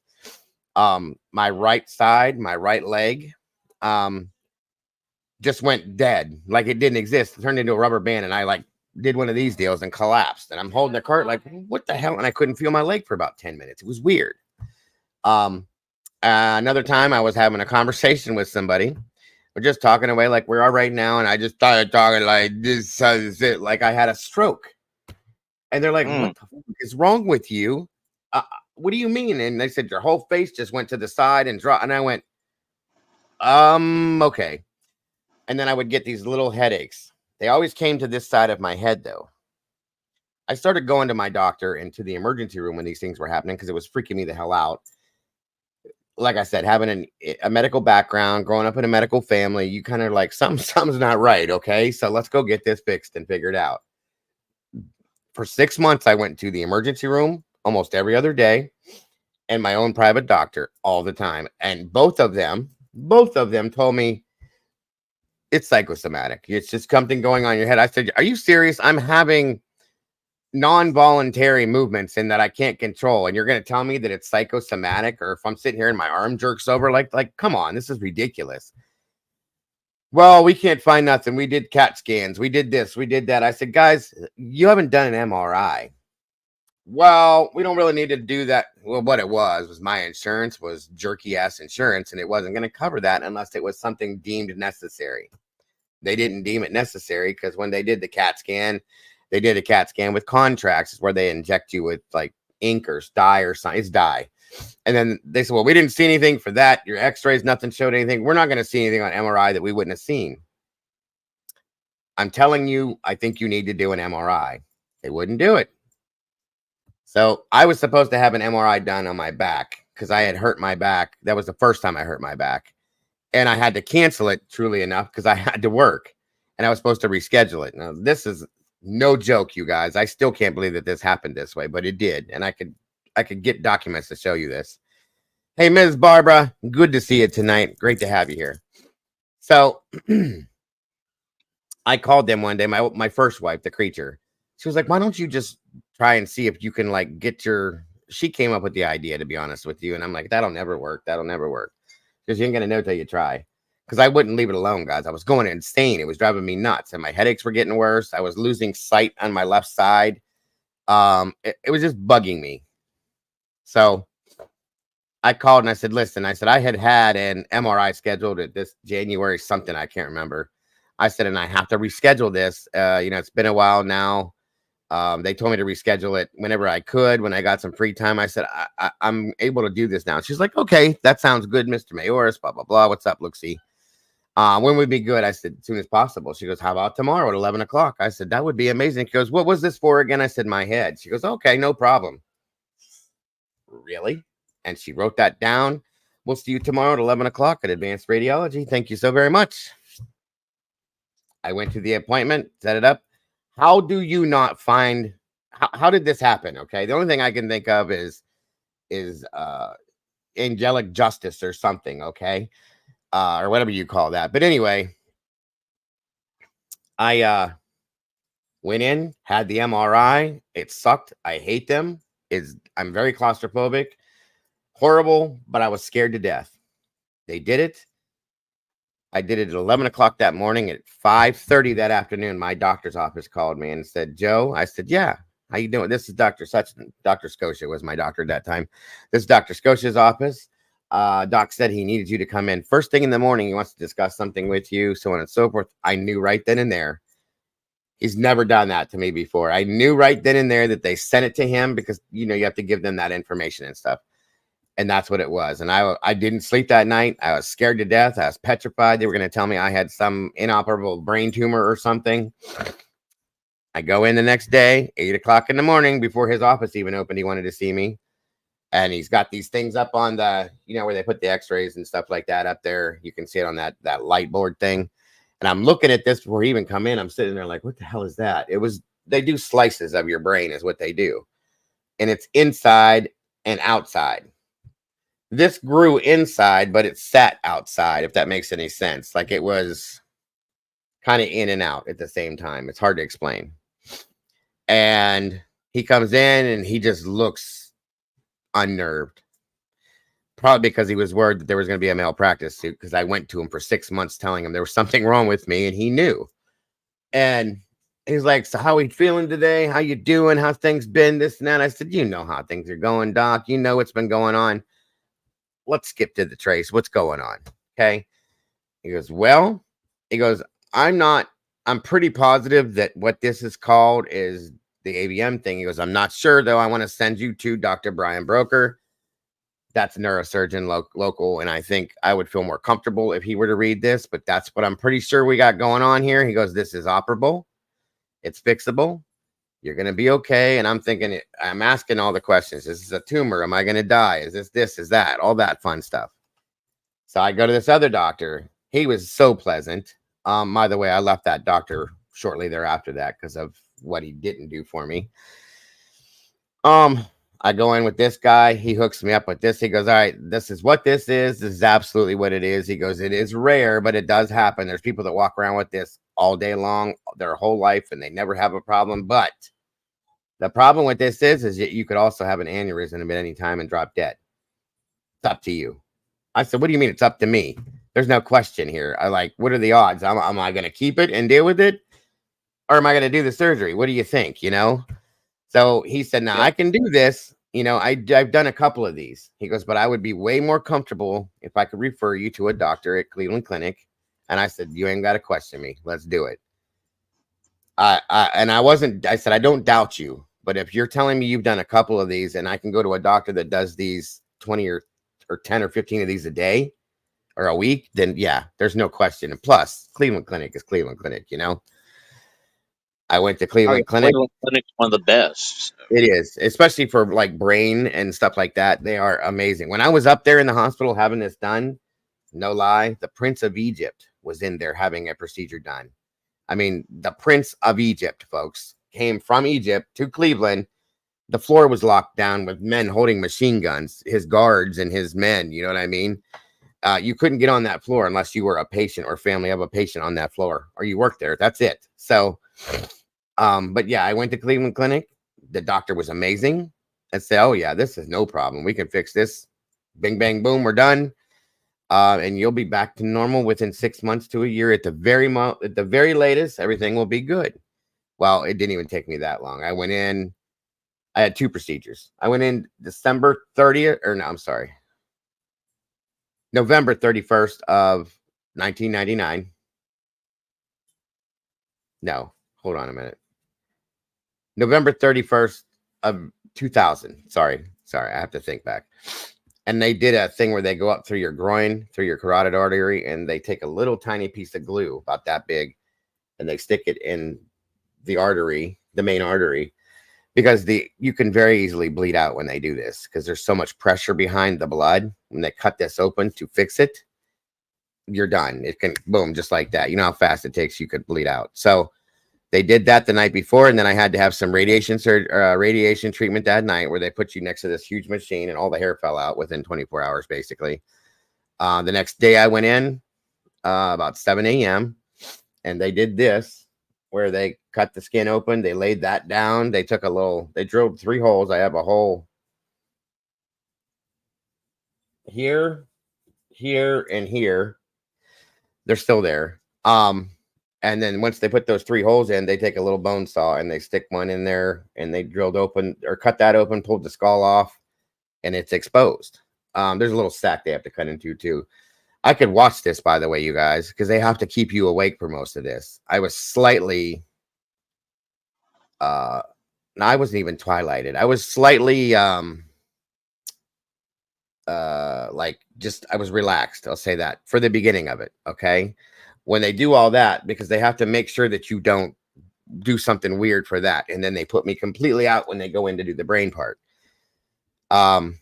So they went in, they snip it, and they straighten everything out, and they put it all back together like this rather than this, with titanium clips and plates, or the titanium clips hold this back together right here like a band. And then the skin and the artery grows around it like it's part of your body after a while. Then they put all that back together. They put the plate or the skull back on top, and they put that together with titanium plates, which supposedly bone grows over each other and stuff like that. And then they sewed me up and stapled me. They sewed it from the inside and then stapled it on the outside, as you can tell with the big scar. And I was in there for 5 days total, and I went home. And I've never had a problem with it after that. Knock on wood. Well, that's good. Glad you got everything taken care of and that you're here with us. And it goes to what I say all the time about how broken our freaking medical system is. I mean, my dad was diagnosed with multiple sclerosis in 1982 after years and years of going to doctors and telling them what was going on, expressing the symptoms that he was having, just to be told that it was all in his head. They finally did an MRI on his spinal tap, and he had multiple sclerosis. And, imagine dealing with all that, and being told it's all going on in your head for years on end. More recently, and let me preface this by saying that here in my town, we've got two hospitals. We've got Baptist and we've got Mercy. Baptist is where you go to die, and Mercy is where you go to live. Well, my husband, Austin, had been having just horrible abdominal pains for like 2 or 3 days. And then one Friday, it got so bad that I was like, that's it. We're going to the emergency room. Well, the closest one was Baptist here in town. So against my better judgment, I took him there. So we go there and they run all kinds of tests on him and everything. And finally, they're like, oh, you're constipated. Here's some laxative. Go home. You'll be fine. And so then they call us back and they're like, well, we want to double check something that we saw while you were here. Come on back to the emergency room. Again, they send us on our way. So, about 4 or 5 o'clock in the morning, the pain's so intense that I was like, you know what? We're going to Mercy. The next thing I know, he's being airlifted to UAMS in Little Rock because he has a blood clot in the portal vein going into his liver. And we're there for 2 weeks while they try to get that sorted out. So, yeah, it's crazy. That could have ended very badly. Yes. See, and that's what I mean. When I went through my surgery and healed up enough to where I could move around and get back to doing things, because I was very weird and dizzy afterwards for a long time. I was I would walk lopsided because when they open up your skull, there's like pressure, okay, and it's released and it throws your balance off and it does things. You hear this is gross, but you kind of hear like wishy-washy stuff going on when you're moving around and stuff. It's strange, but anyway, absolutely, Siggy. So I went to the emergency room because that's the place that gave me the hardest time with this whole thing. I mean, I think would roll their eyes at me when they saw me coming in. The doctor was just a dickhead, rude, constantly making me feel stupid about what I was doing. So I had my file, of course, and my MRI as well. And I took it and I said, I'm now that I'm up and moving, and I lived literally across the street from one of the hospitals I was going to all the time. Dr. Nemi, I'll never forget him. He's since lost his license, not because of me, for something else he did, but just tells you. I walk into the emergency room and I said, is Dr. Nemi work? And they said, yes, he is. And I said, thank you. And I just walked right past all of them. I walked straight to the back. He was standing at the counter doing paperwork. And I said, Dr. Nemi, how are you? He rolled his eyes, you guys, no lie. And I said, remember me? He goes, oh, yeah, absolutely, Mr. Mayors. What can I do for you? Like, you're bothering me again. I said, I just wanted to show you something. I'm just going to be a minute. And I want to thank you. I want to thank you very much, by the way. I have to thank. I shook his hand first. And he goes, well, what can I do for you? What's this? And I took my file and I opened it up on the counter and I sat it down. He goes, and I said, do you remember like a year ago when I was coming in here like every other day? And he goes, yes, I remember. He goes, and here's what he said to me. He goes, did you get some counseling finally? And you got these hands? I said, yeah, I got counseling. I got counseling from a surgeon that removed that. And I pointed down at it and he looked down and he looked up and he looked over at me again, looked down again. And the nurse that was on the other side of the counter, she looked down real quick and kind of turned her head away and turned and walked away. I said, so you remember you said this was all in my head. I said, you were right about that. That I was thanking you for. I said, but what you were wrong about is that It could have been something that aneurysed and I could have died, but thank you for finding that and being such a great doctor. I said, I fear for anybody you put your hands on, and I promise you'll never see me again. I said, you have a good life, my friend. I closed my file and I walked out the door. Bullshit. Complete bullshit. That is what's wrong with our medical system. And I felt good after that. And I even called an attorney because I just felt like I needed some kind of something, you know what I mean? And they said we could file a claim against him and your other doctor if you want to, but being that nothing happened to you from it, it's going to be very hard and it's going to be forever and ever and ever. And I said, you know what? I'm grateful that I'm alive. That's all that matters to me. So just let it go. So I did. Well, yeah, I mean, that's the important thing is that you're here. It's like I could have filed malpractice against Baptist Hospital if I'd really wanted to, but I'm just grateful that Austin's here with us right now. That's it right there. So, I don't need yeah. anything else to be grateful for, you guys. Nothing. I'm sitting here. Victoria, to answer your question, when one artery becomes occluded or is missing, you will actually start making collateral veins to make up for it. Like when Austin had the blood clot, they put a tips in to clear the passage.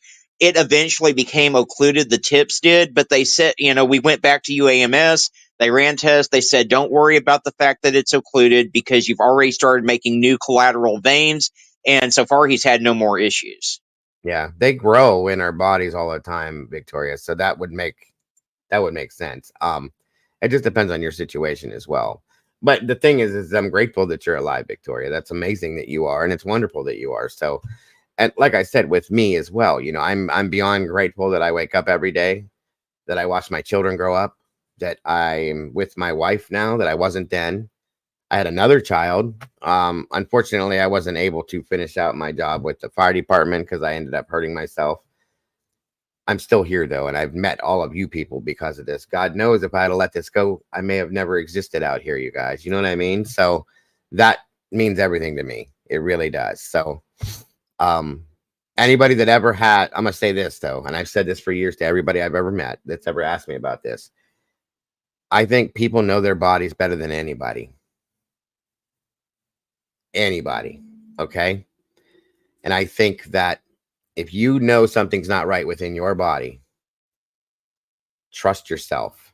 Don't trust other people. You go until you get the answer you think you need, and you deal with it. Exactly. Just like, a parent's instinct. Don't ever doubt a parent's instinct about what happened to their child, because 9 times out of 10, they're going to be absolutely hitting that nail right on the head. Barbara knew right off jump that Timmy was no longer with us, and I was trying to give her hope, but, she knew. She knew. And speaking of which, the lovely Miss Barbara's in here with us right now. That's right. Absolutely, Miss Barbara. Thank you. I'm grateful that you're part of this community, Barbara. We absolutely adore you, and I hope you know that. I know you know that Arctic does, Mom, me, every one of us do. So that was probably one of the best things that's ever happened to me, is to meet you and to be able to help you in any way I could to spread the awareness about Timmy's case. So that made me feel special that day. And yes, she says it there too. She knew. Of course, a mother knows, I'm just saying. That's something I think anybody would know. So I don't even know how we got on this conversation, but that's the story behind my scar, folks, for anybody that wanted to know. I don't tell that too often. I still do get in because we were talking about how every scar tells a story, and they're the map of our lives, and so that's how we got started on everything. I was 25 years old when that happened. I mean, I've got a lot of scars. I'm proud of every one of them, just about. I'm not proud of the ones from self-harm, obviously, but, they're part of my life. They tell my story. So, absolutely. It is what it is. Yes. Yes, sir. I agree with you. People just don't know what goes on behind the scenes in our personal lives. They come to YouTube and we all put on smiling faces and everything and talk in front of the cameras. But you don't know what we're going through in our personal lives. And Mm-mm. so it's one of those things, guys. I mean, even if it's a creator that you don't have a lot of like for, try not to bash too hard because they may be experiencing some issues going on at home too.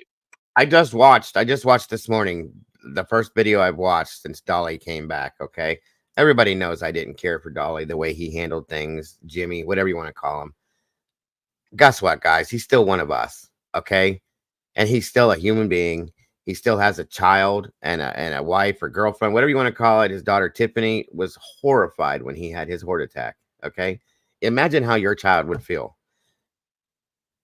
YouTube creators sometimes disagree, subscribers disagree. It is what it is. But guys, if we met each other on the street and we weren't talking about this, I can promise you we would all get along.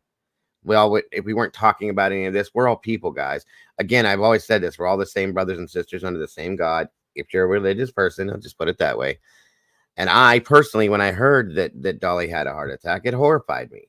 It did.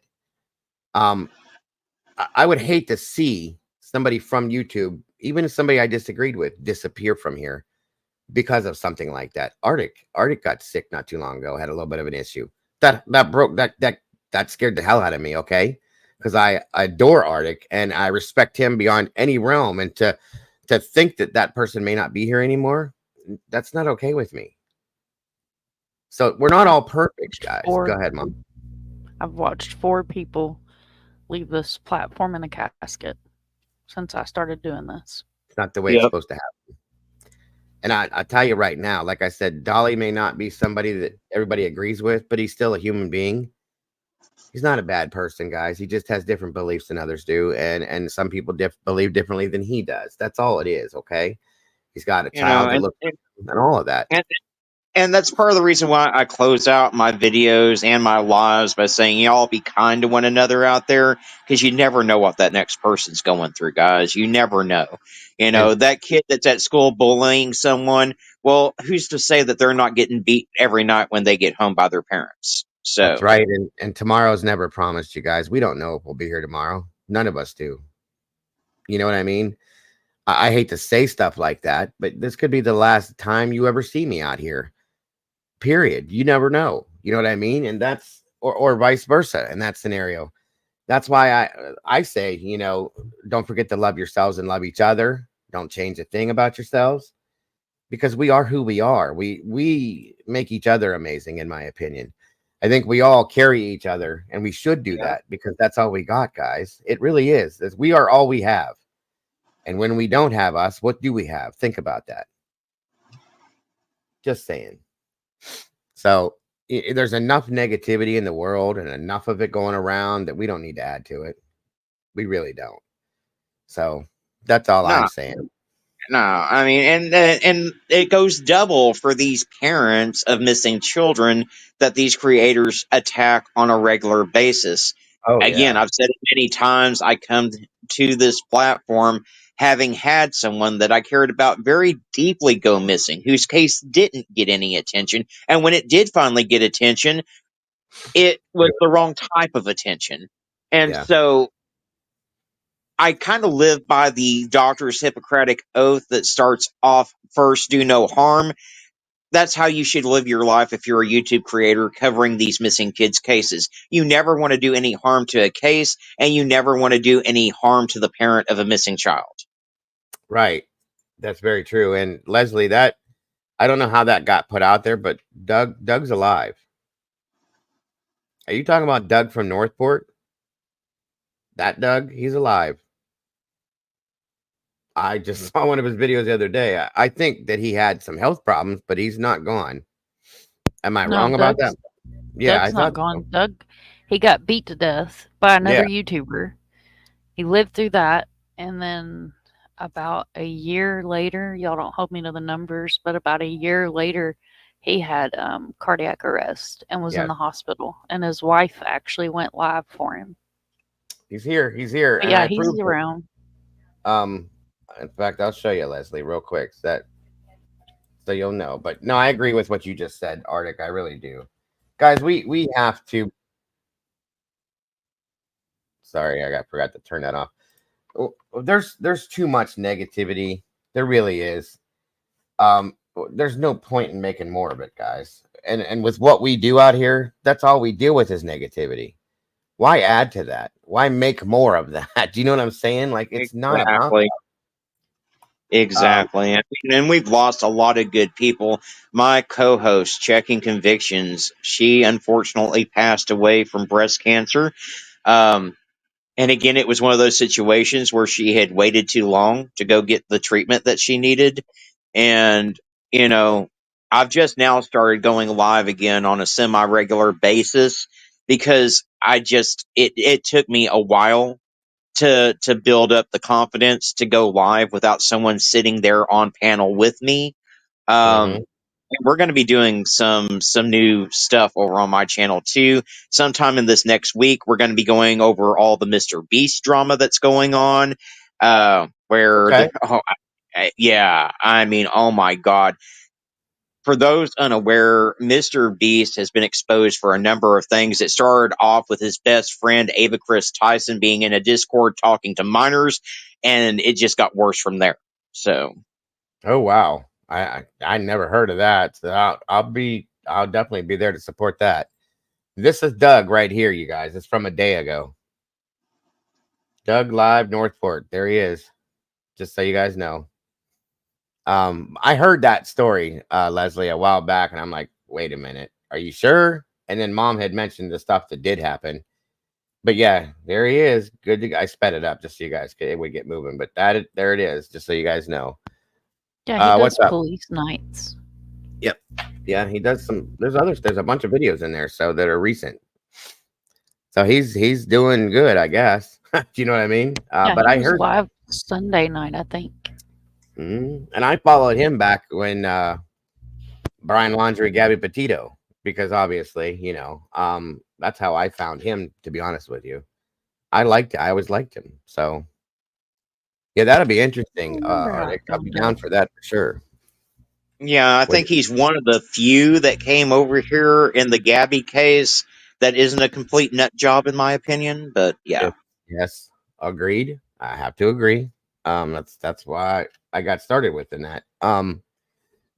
Because he was there, he was always moving around with it and following. Actually, I think a few times he was following Chris and Roberta around and this and that and everything else, and showed a whole bunch of stuff that I had never would have known without him. So, Yeah, well, I'm not too big on the fact that he was following them around again. As much as I don't like Chris and Roberta, that's stalker behavior, just like that those part I buddies. agree. No, I know what you're saying. I would have never known some of the things in the case that were going on because I had not even started into this at that point. I just watched. I didn't know how YouTube worked then. Do you know what I mean? And I saw what was going on. I'm like, oh wow, okay, so he's doing this, this, and that. As I came into this, I'm like, okay, I get it. But I know what you're saying. That sounds good, JC. That sounds good. Very interesting for sure. I'll have to check it out. So make sure you send me a notice to remind me because I forget everything. But I would definitely love to be there for you. Encyclopedia True Crime, welcome. Good to see you. And then as Angels, that's another one. She was live on stream and said that she didn't feel right. She was big in the Summer Wells case. Didn't always agree with her perspective on it, but again, the community took a big loss whenever she passed away. Yep. What was the name again? Her name was Nana's Angels. Oh, okay. I have heard the name. I know what you're talking about. Yep. She was live on stream and saying she didn't feel right. Her mods in her chat was telling her to go to the hospital, and she didn't go to the hospital, and she ended up passing away. Wasn't there somebody we just lost like a few months back? Heels in the air. Heels in the air. That's it. Heels in the air. Thank you. Yes, that was a little shocking. I'll be honest with you. She'd been sick for a long time.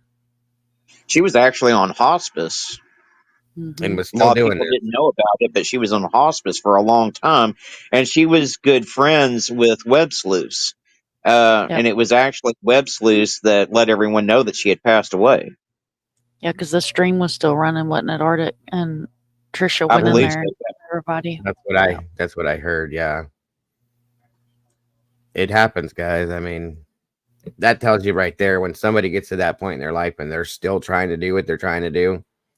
That's dedication. That really is. And you gotta respect that in every form. And I've seen 2 YouTubers unalive themselves since I've been on this platform from bullying on YouTube. I've heard a couple stories, yeah. One was from my hometown, and the other girl, I want to say she was from Texas. That's horrible. It should never come to something like that, ever. It's not that serious, you guys. Now, bullying, that's what I mean. It's never that serious that you think you have to bully somebody. That's just too much. I'm sorry, especially out here. This is very sad when this happens. But I've seen and heard some stories of that happening, guys, and it's not worth it. It's not. There's so many other things that you can do with your life rather than bully somebody. Facts. Use your channel for good, not hate. Absolutely. Absolutely. Please and thank you. There's so many things you can do positively out here to help in the world with a YouTube channel, guys. We have the broadest voice out there. We have the ability to spread word to every part of the world. Why would you do something like that with it rather than something positive, you know? Well, and even the creators that I collaborate with, like you can ask Duchess. When we talk in Discord, a lot of times we'll start off completely disagreeing about a case. We have completely opposite political views, but at the end of the day, we're like brother and sister, and we can set our differences aside to work on these cases together. 100%. That's the way it should be, to be honest with you. Seriously, that's the way it should be.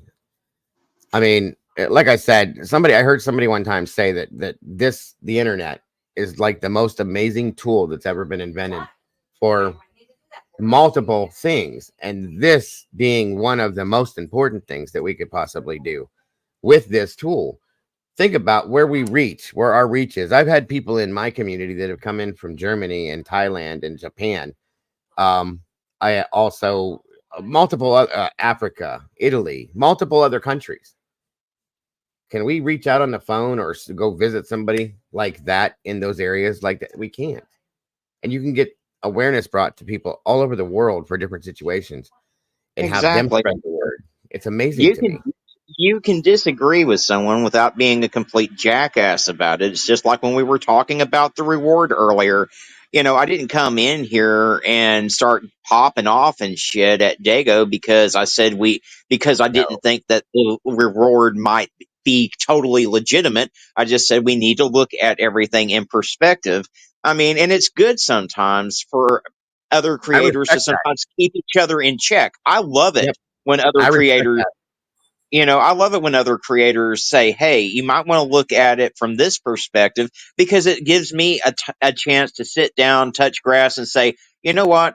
Maybe I didn't think about that at the time. So, we all, that's why I like panels, because it gives creators a chance to bounce off of each other. And someone on panel might bring something to my attention or to Dago's or to Mom's that we hadn't thought about before. Yeah, exactly. And I respect it. I've told them all, anybody, please tell me. I respect when he does that, or Mom will do that, or anybody that'll do that. Thank you.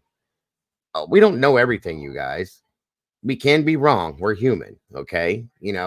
One thing I don't like to do though is I never ever purposely put out misinformation. And if I have put something out that is not right, like Arctic said way earlier, if somebody can correct that and I'm wrong, I can sit here and go, you know what, guys, I'm sorry about that. That's not what I meant to say, or that's not what I was trying to do. I find that that's not real, or that's not true. It's wrong. My apologies. That's what we're supposed to be doing. There's a lot of people that won't do that, but I have no problems doing it at all. And I'm grateful when anybody can come in here and make me come correct. Like I just kept reading when I was reading that. And then I sat back and went, oh, duh, that was smart. You know what I mean? And so thank you. I appreciate when he does stuff like that, or anybody else does. So don't take that wrong by any means, please. Anybody. And yes, respectful debates usually expands everybody's perspective. That's 100% true. If you can come in and have a debate on a case where you have two separate like outlooks on it, I think that's about as healthy as you can get. It makes everybody think about something, you know. That's the way it should be. Not necessarily, Walt. I think that what Nonsense does is important because she basically cuts through the bullshit and the misinformation that's out there in this community, and someone has to do it. I mean, yeah, she does. She is a little tough sometimes, but it's because she's tired of seeing everyone turn these cases into a complete shit show, and so I applaud her for what she does. I do too. I agree with you on that one. I think Becky does a good job. Even if she were to do it to me, I go for it. Do your thing. If I'm wrong, let's talk about it. Put it out there. That's all I'm saying. I've always said that about her. And I don't. She's not out here trying to do this just to do it, guys. She just, like he said, people get sick of it sometimes, and there it is. So I have no problems with Becky at all. I respect it. I do.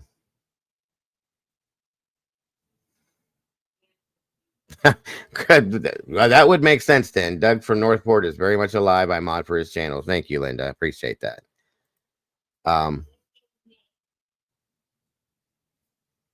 There is a need to have her cut through the BS. Yes. Okay.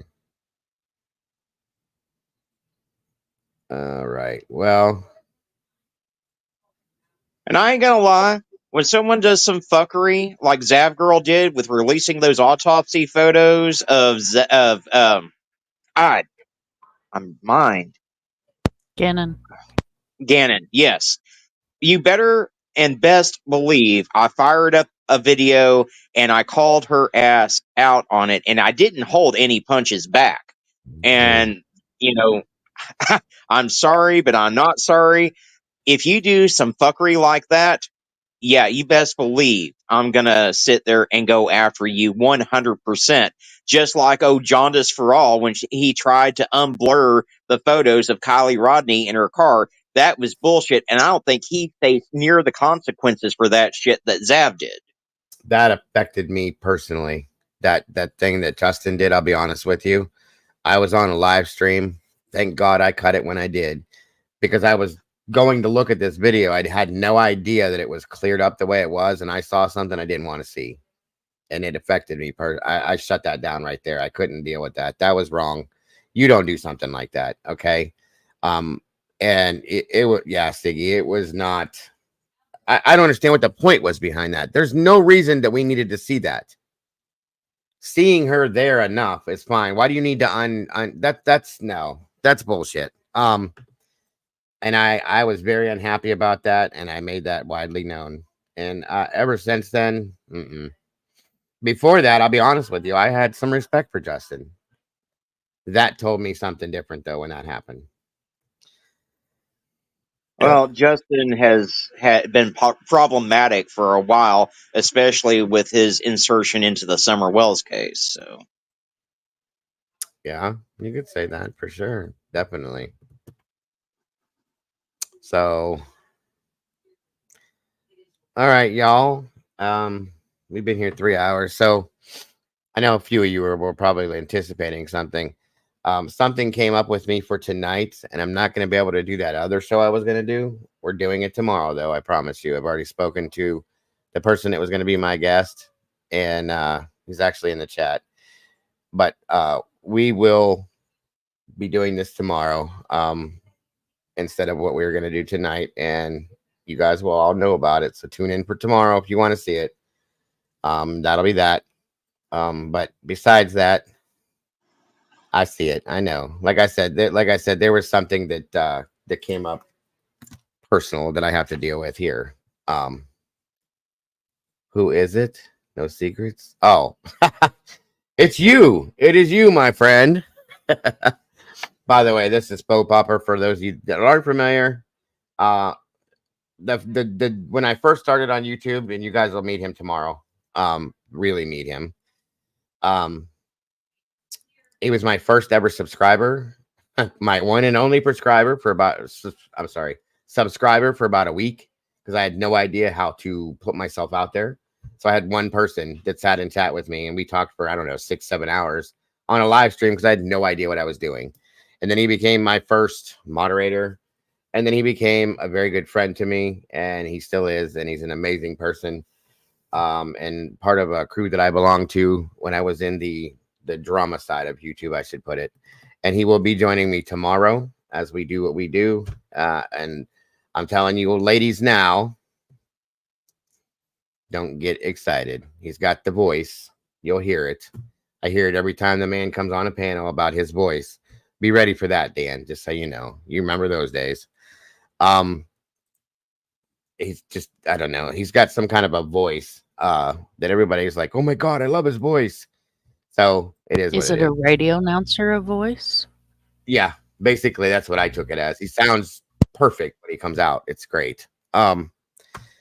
So it's just the right level, the right tone, all of it. And every time he's been on a panel, everybody's like, oh my God, I love his voice. So he's very, oh, there's Miss Sherry. He's very smooth. Yes, the voice. He's a good person. He really is. He's a great person, actually. And I can't wait for all you guys to meet him. Nobody, listen, I'll put it this way. There's nobody that I've ever met in my life on YouTube. Well, there is, and you'll find out tomorrow. Good people that don't like this guy. So just leave it at that. So that being said, we will be doing the other scenario we were going to be doing tomorrow. Mr. Popper's going to be joining me. And we will see what goes from there at that point. And I appreciate it very much. And I appreciate you all very much. Arctic, thank you for joining me again, brother. It's always an honor and a pleasure. Mom, you already know. Always, always, always, always. These two people right here are just, I can't say enough about them. I need to make Arctic blush again, as he says I do all the time, but I don't mean to. It's just how I feel. I express my feelings the way I do. So thank you both for doing everything you do. You guys are amazing. Thank you for keeping me in line in every aspect that you can. And please don't ever stop doing that. And thank you for being as supportive as me as you are and helping me in the ways that you do. You guys have taught me many things, and I appreciate every bit of both of you. So thank you. Well, you're much appreciated, and I always love coming up on panel. Like I said a million times, I think we bounce very well off of each other, and you know that's what it's all about. So yes, sir. Yes, sir. And Mom, the lovely, lovely Mom, you know, you're, like I said, I can say it 100,000 times. You already know. So thank you so very much. And please, guys, subscribe to both. Yes, ma'am. Please subscribe to both these channels if you have not done it. If you haven't, we're going to box. I'm just telling you. They're both amazing channels. They put out amazing things. They're amazing people, guys. So please do if you will. Everybody in the chat, I want to thank you guys so very much for everything you do for the absolutely. Okay, JC, no problem, hun. Thank you guys in chat for everything you guys do for supporting this channel. And if you support these other two channels, keep on doing it, guys, please. Just thank you guys for being who you are. Don't forget to love yourselves, to love each other, and don't change a thing about yourselves, guys, because you guys are amazing, and you are the reason why I keep doing what I'm doing. So thank you all so very much. Much love to everyone in here. Good night, everybody. God bless, and I will see you very soon. Bye-bye, folks.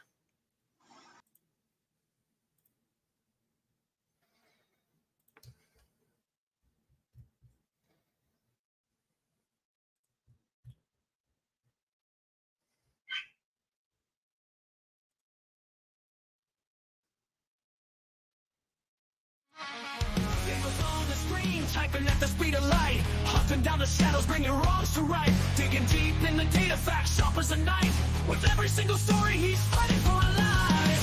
A voice for the voiceless, he won't stay quiet.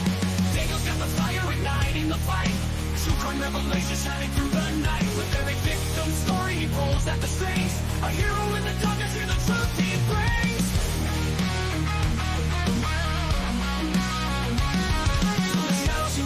Streaming loud and clear, cracking cases, open hearts filled with fear. His channel's a beacon in a world gone wrong. He guides us through the chaos, a soldier so strong. The clicks and the lights, they follow his lead. With every new case, he plants a new seed, sharing their stories, giving hope where it fades. Daniel's a warrior through the trials he waits. In a world of silence, he shouts out their names. Daniel's got the fire igniting the fight. True crime revelation shining through the night. With every victim story, he pulls at the strings. A hero in the darkness, hear the truth he brings. From the shadows you rise, streaming loud and clear. True crime revelation shining through the night. With every victim story, he pulls at the strings. A hero in the darkness, hear the truth he brings.